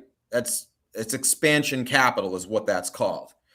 And that's what I believe you're seeing here is if you do the research and you see the visibility into the large number of customers driven not only by the low cost tags and the advent of AI, right? But also because of government mandates. There are multiple government mandates in the US and in Europe underway right now that require this kind of technology. And you're seeing that the technology that's being used is increasingly because of the EU directive to not use batteries, because Wiliot, super hot private company that is tightly partnered with Energus, their Gen 3 tags, they officially went batteryless last year. You can understand why these guys they didn't have any business prior to last year because they weren't needed. There wasn't a mandate. There wasn't an initiative to get rid of batteries. The Gen 3 tags weren't out by Wiliot. And so what you're ending up with now is you've got these mandates and the technology coming together to create kind of like a perfect storm for these guys. Now, how you value that, it's going to be challenging because when you have one customer, Walmart, that is an 8-figure customer, what happens? Like all these customers need to come out. You need the CVS's of the world, the McDonald's of the world, the Mondelee's of the world. Overseas, you've got, really, you just innumerable. That's just one out of the Fortune 1000 that needs to do this. This is supply chain. Supply chain's huge. So figuring out how many of their boxes are going to be needed. I mean, you can look at what they've done so far at Walmart and figure that out and then apply it to other customers across the industry. And then just know that Walmart's probably going to want to move that downstream and mandate that their suppliers bring this technology in place, not guaranteeing that it's going to be Energus that's the supplier of the power to these solutions, right? But they're going to want visibility, just like they want to make sure that the lettuce can get from their warehouse to their store. They want to make sure that that same lettuce goes from the farm to their warehouse from their supplier. Because if that lettuce goes bad from point A to point B, they need to adjust. Otherwise, their store ends up with no lettuce. All right, Money Mark Gomes. I know you got to go. Thank you so much for putting this on our radar. This is actually one of my biggest wins of the year, even though I had a small position, just because look at the big percentage move here the last several days. If you want to learn more about this, you got a YouTube show you do every Friday. What's the channel? How do people find your YouTube? Money Mark Stocks on YouTube. Money Mark Stocks on YouTube, and he'll teach you more about how to do that fundamental analysis. He does a really good job of that. So, and he does other content on X. And what's your X handle? I believe it's Money Mark Stocks. Don't know what off the top of my head. All right. Well, you can find him if you're interested. All right. Thank you, Mark, so much for putting this on our radar. Definitely gave us a boost here the last few days in a challenging market. Thanks, Ben. Take care. Take care. We're going. All right. That's awesome. Cool. Guys, check out CORT. They just had news. The FDA approved, I think it was a one of their therapeutics, a biotech, up 41%. Cancer treatments. Yeah, up after the halt, $5 billion. I'm not familiar with this company from before, so I'm not going to play it now. $5 billion market cap, FDA approval. These are really tricky. I'm going to stay away from that. Yeah, that was a blessing that we got WATT into our top trades. Or at least I don't know if it was a top trade. Maybe Friday was a top trade. I don't remember. Yeah, it was a top trade the other day. It was a top trade, and it worked out really well. Are great. All four, our top four. Let's see. So we had number one ASTS. Well, Micron not quite working out yet. Watt, we said look for intraday dips to buy. That's working. Tesla 395 target hit. AAOI also hit our 118 target.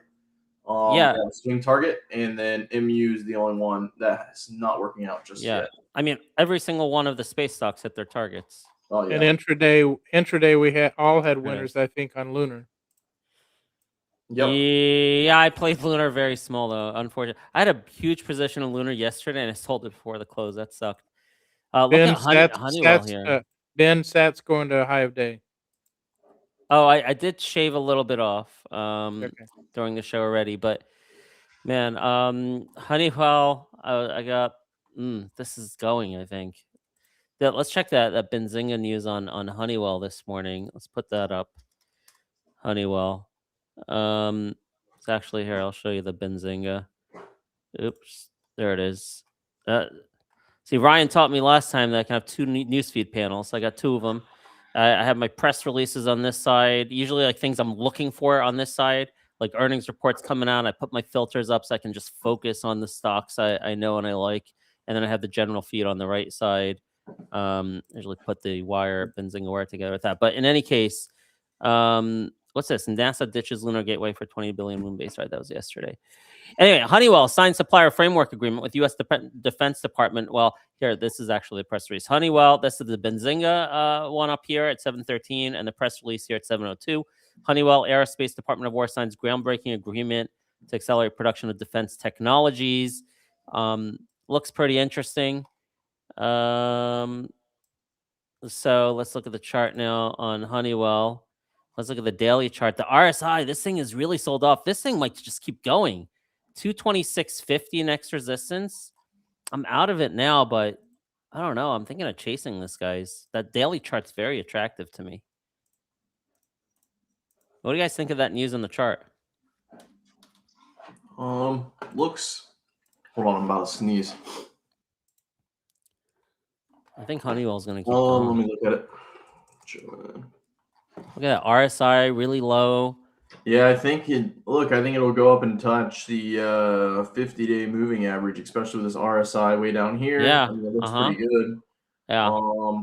That would be a good one to just pick up leaps and let it ride, in my opinion. When the Yeah. RSIs are down. I'm just doing common shares. I don't know.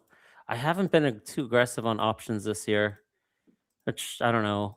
Maybe has been the right decision because this market's been hard. I feel like I've missed so many things by not being aggressive on options. But yeah, so I just got back into common shares here at high of day. I see for today 226.50, like another $1 for now, and then after that about 230. The 50 DMA is at 231.50. The top of this candle's at 229.50. So I would say 230. I don't know about today though. Maybe tomorrow. Maybe tomorrow we can get to that 50 DMA at 230. Oh my gosh. The Rocket Lab target I put out at 6 o'clock this morning was $75. That's ridiculous. 75.06. Insane. Dude, I put that out. Literally, hold on. Let's see the timestamp on this. So the timestamp on this document was 5:50 a.m. Freaking 5:50, and I didn't even play it. I just scalped a little bit. 5:50 a.m. And these are the top SpaceX IPO picks. Rocket Lab 75, and then six hours later it hit 75.06. That's ridiculous. Wow, we do that all the time, though. I gotta say. Yeah, you've been having a lot of crystal balls, Ben. Yeah. Give it to you. So what are your thoughts on that Watt that we talked about with the money mark? Laptop, why don't you go first? Have you looked into this yet? Yeah. So I've actually been following this and looked into technology here. The thing that's a positive for the company, and Walmart can afford it, is you need a lot of these transmitters. Each one of these transmitters, I understand, it has a maximum 18-foot range. So you got to line your store with a bunch of these. It depends what you want to monitor, right? You can link it together like a daisy chain, right? Or just have equally spaced in your whatever. So there's a huge potential here for sales for the company. Working with these, I think he said it's pronounced right. The Willot is the company that makes these tags. Yeah. And yeah, the tags. I mean, they're cheap. You can put them anywhere, right? Remember the Yeah. first time you went through a store and a little tag went off, but if somebody walked out the store without paying, and Sensormatic and all that. Yep. Similar, right? But so cheap now. So yeah, monitoring. That's the whole thing. It's all this data is going to come in. You can, yeah, like you said, on a piece of lettuce, right? But yeah, think about, even it's great for product control. I know that Walmart is tough. Look at that sats high a day. Um, Yep. Hold on. Let me see. I'm sorry for interrupting you here. Yeah. But sats. By the way, I think this SATS is going over 132 in a couple days, but this is a trade account, so I'm gonna shave off a little bit, trim a little bit here. So yeah, I did. You know what? It reminded me of Identiv here. See, I don't know the exact. I don't know the difference in technology. It seems similar between Watt, Energis, and Identiv, and I want to draw your attention to this Benzinga article here on Identiv. There's a couple things. Okay, here we go. So let me put this up. Okay, so Identiv. This is just came out a couple weeks ago. March 10th, 2 weeks ago, announced its exclusive agreement to develop and supply BLE smart labels. See, I don't know exactly what a BLE smart label is. It sounds like what we're talking about here.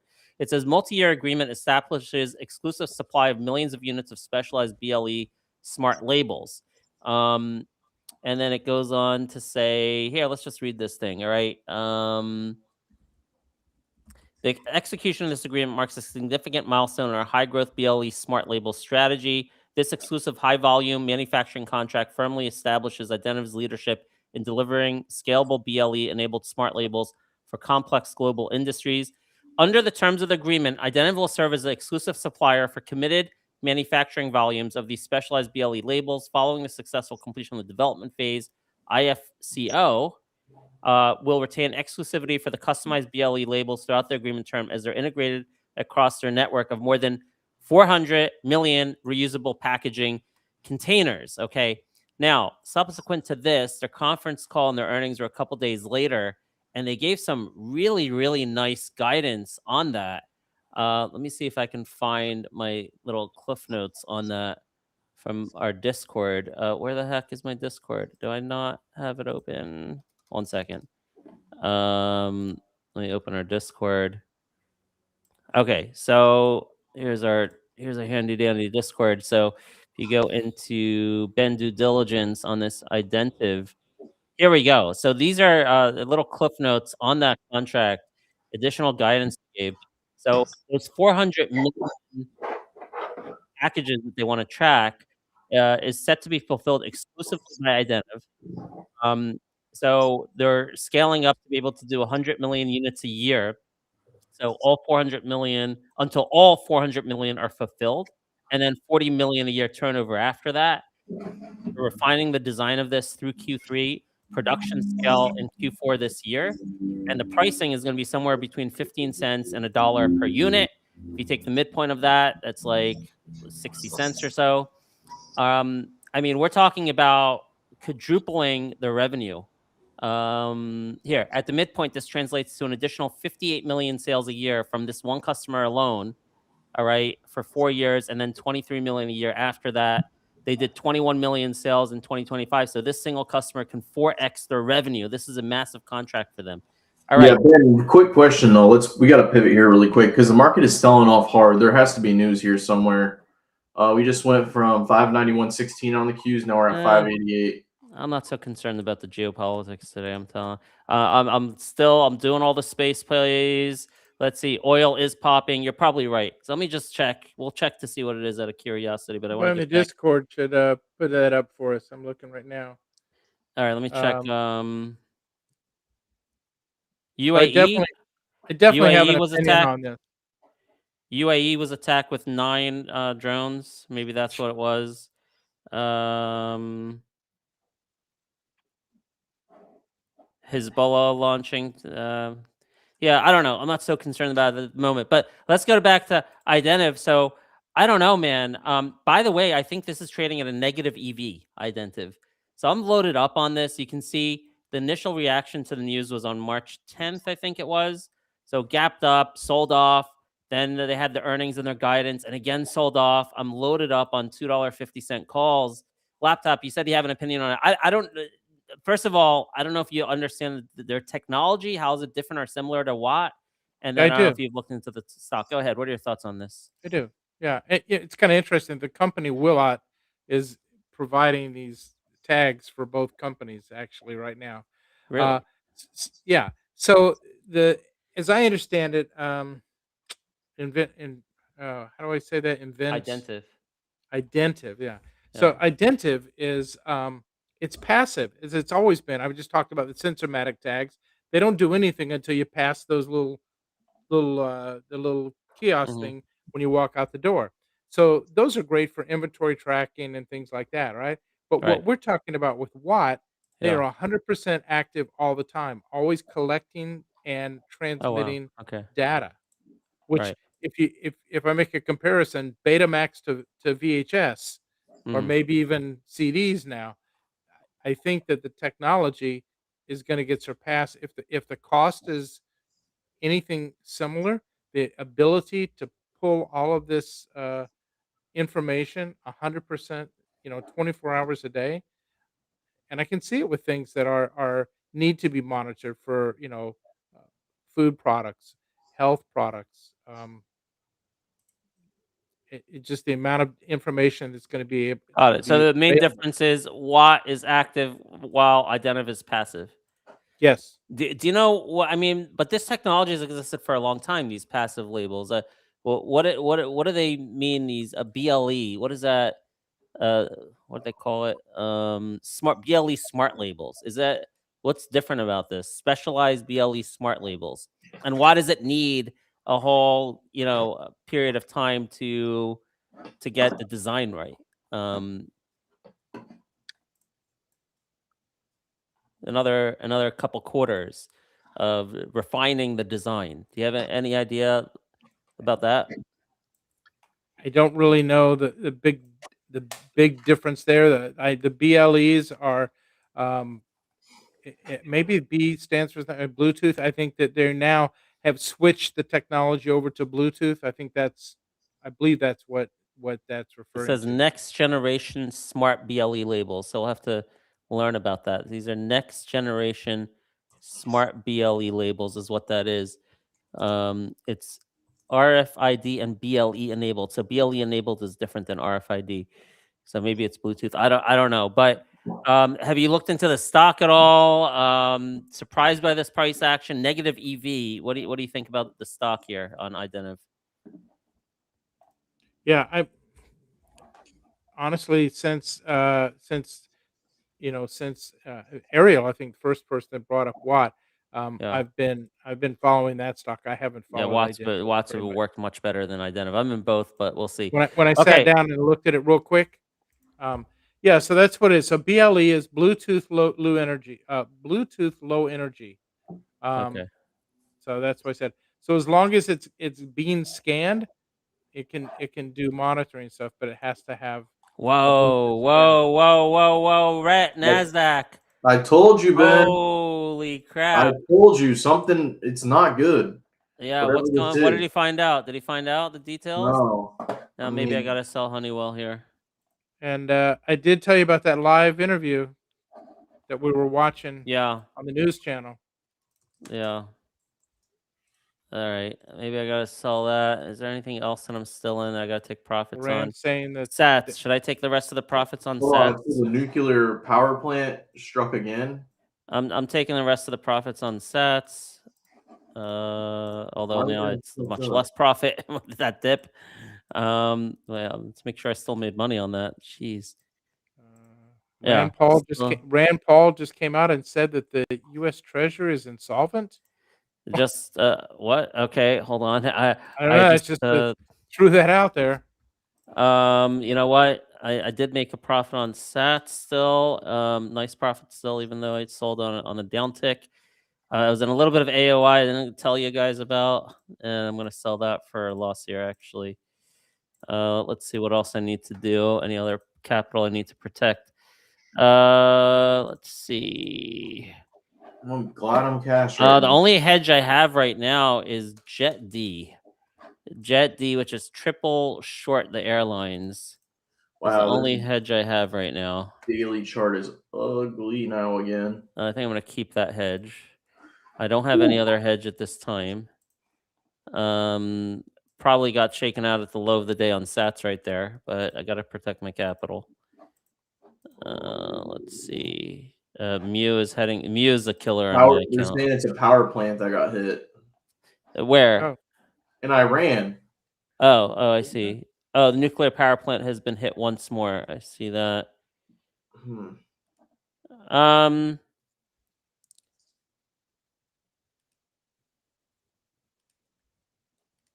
that might be a response to them rejecting the ceasefire.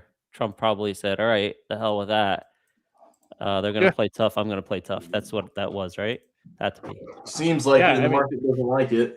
Yeah. in that broadcast, they came out and said that it was going to be a some kind of, what did they say? It was going to be something the United USO States is will ripping. remember. Yeah, they said Yeah, something. but they've been talking like that for 10 years. I mean, they always talk like that. I want to. Everlasting consequences that the United States will never forget. That was their direct quote. Yeah. Yeah, I think I discount their words. Let's just look at the actions. They rejected it. The response. That's just how they talk. They've been talking about that about America, the Great Satan, for ever since I can remember. Press just came out and said Iran won't allow Trump to dictate when the war ends. Yeah. Look at SOC now. SOC with oil popping. Maybe we got to pivot and play SOC to the upside, or we got to. How You're enjoying gonna short the pops on the Nasdaq here. What do you think? How do we enjoy that breath of fresh air for what, 1 hour? Yeah. Yeah. 2 hours? Yeah. Yeah. Yeah. Look, I sold Sats hour and a at half, the low right there. That's all right. Still make good money on Sats. I don't think I'm gonna chase it anymore. What's in my account anymore? Let me see. I mean, I would pick up on dip. The market pulls more. That's it. I'm in USO's pulling out. QQQs are pulling up off the low. Yeah, I see that. On the 5 minutes, it's not looking too bad now. 1 minute is great. The big problem in my account is I still have so much, and I knew it. As I was selling Sats, I'm like, I know I'm selling this at the low, but I just was still up nice, and I wanted to preserve capital. Yeah. We did say buy around the 370 level for MU, and it's gone there 3 times today and bounced. Yeah, 375. 375 is the support that we called out. Let's look at the daily chart. Where the heck did I find 375 at? 371, 373, and 373. Yep. Today. Yeah, could be the low here. I did get a nice win on options. I bought that dip in the morning, as we said on the morning show. I did what I promised. I bought calls at 375 on the dip, sold it a few minutes later for a nice win.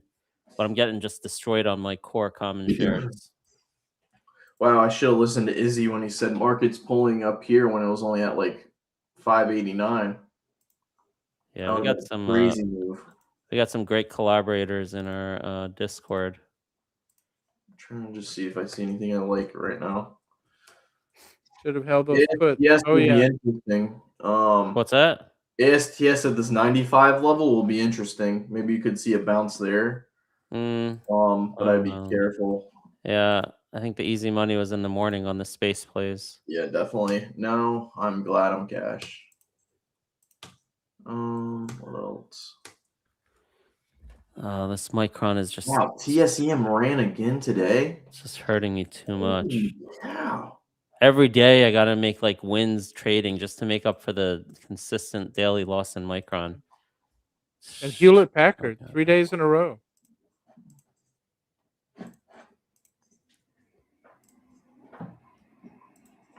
Let's see. Honeywell. holding up, coming back. That's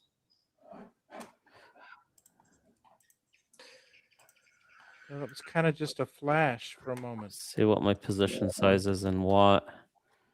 Made Ooh, nice look. money, really nice money. in Wow, what, look at man. this move on Fubo today after that reverse split. You guys see this? No, I haven't looked at it. This company can't stop the bleeding. Holy Oh, shit. Oh my god. Thank God I'm not in that. holy cow. They did the reverse split. They popped up like 5-6% yesterday, rejected off the 20-day again, and now they're down 14. Wow. Ouch. ARM up in the right all day after the news last night. Wow. I didn't really understand the significance of that. They're going from design to actually making chips with Meta or something, and I didn't know how to value Yeah, I guess that. if we followed the company more, we could have Yeah. understood I didn't know, story so I just better. stayed away from it. But that's been so. There was someone in our Discord last night, put the news last night, but like, this is huge news for ARM. Whoever that person was right. I just don't know. Yeah.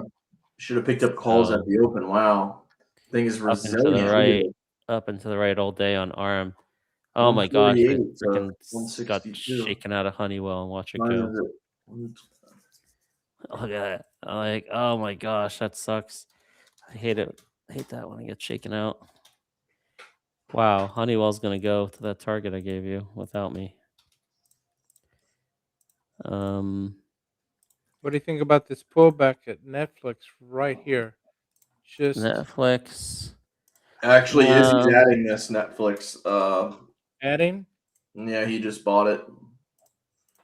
I don't know. I'm just a little hesitant. Yeah, I mean, I don't like trading stocks unless there was a strong catalyst for the day that gives me confidence that dips will be bought. And maybe there was something with Netflix. Is it because, I don't know, Disney deal with OpenAI collapses? I'm not sure if there's news. There's just technicals, but I don't trade technicals. I need a catalyst to give me confidence that the dip will be bought. So I'm going to stay away from Netflix. Someone's asking how they hold on. Where was it? Someone had a question here. I didn't get to it earlier. How can I get your daily list of stocks? Someone's asking you, Ben. Oh, actually, You want to show them the website? Yeah, let me show them because we just redesigned our website to make it easier to understand this. Let me how do I do this? Hold on. Okay, story trade. So if you go to storytrading.com, so we've now that newsletter. By the way, we got to talk to Benzinga about maybe selling that newsletter to or providing that newsletter to Benzinga subscribers. That'll be fun. But anyway, it's really cheap. It's ridiculous. It's already discounted. The 15%. Yeah. I mean, honestly, this is like Click on it. institutional level. Watch. What's that? Click on it really quick. What's this? Press and hold. I don't know what that is. I don't know what it is either. What is this? Some verification? Are you on the incognito? It's a human check. It's not even. Oh, this is Beehive. Like, oh, you gotta look into that. Okay. Oh, okay. So I don't know about check. I don't know. I'll tell you this. Look If out you of want to it. get into it, if you want to, well, we just launched this like yesterday, so there's some bugs. But their Discord community has always been there. There's our Discord. You go to Story Trading, and within the Discord, we send that document out. It says in the Discord by 7 a.m. each day. Usually comes out 5:30 or 6, but by 7. So if you join the Discord, then you can get access to that daily newsletter. So just like yesterday, we launched this standalone. If you just want it emailed to you and you don't want to be part of the trading community, you can get that document. But as you see, there's some bugs we got to work through on that. And try out of incognito. See if it works. Because it was working. Oh, because I'm in incognito, it's not working? I don't know. Try it. Doesn't like incognito. Let me see. Let me go to pricing. I have any issues. Yeah, it works. Okay. The incognito is not working. On the regular one here, it takes you here. As it probably shouldn't. Wait, how long are we gonna have this discount? All right, so it's only 15 people get that. I think we already have 1 or 2. So because we just launched this, there's a discount. But like, I really don't like that we're doing this, to be honest with you, because this is like an institutional grade. daily note that I spend hours on each day, and I wake up at 4 a.m. to do it, and it's worth a hell of a lot more than $41. So that kind of pisses me off. So if you want to get it, you can get it, but we're gonna have to raise the price pretty soon on that. All right. Wow, look at that. See, I got shaken out of sats at the worst time. Jeez, The Louise. Qs are coming back strong, so that's a plus. I said there was a flash in the pan. Yep. These That's one headlines, it's very hard trading the headline. You see, my instinct, right, was to totally ignore the geopolitics today and stick with our upgraded status from red to yellow and focus on the space stocks. That was my instinct today. Should have stuck with that because look at this. I sold sats at the worst time. It's 11:30. We're right at the end of their show. But wow. Oh, yeah. Wow, Good what a for me. comeback in the Q. Maybe it's a short right here at the VWAP. Anyone into that? Anyone want to short this? I don't know. What do you guys think? It's looking pretty strong right now. It's so hard. The headline stuff is so hard right now. The whiplashy. It's like you're on a roller coaster every single day in the market. It is ridiculous. It's so exhausting. It's wild. I mean, Oh man, I was going right at bald, the but after VWAP. this, I'm I don't going know what to do with extremely this. bald. Oh man. All right, guys. Well, it was a great day for us. I hope you guys crushed it, especially on the space names. And yeah, that's pretty much it. You guys have anything else, Ben? Laptop? Nope. Awesome. No, All right, well, just- take care, everyone. Have a good one, and we'll see you next Wednesday. And check out the Story Trading website. All right. Take care, everyone.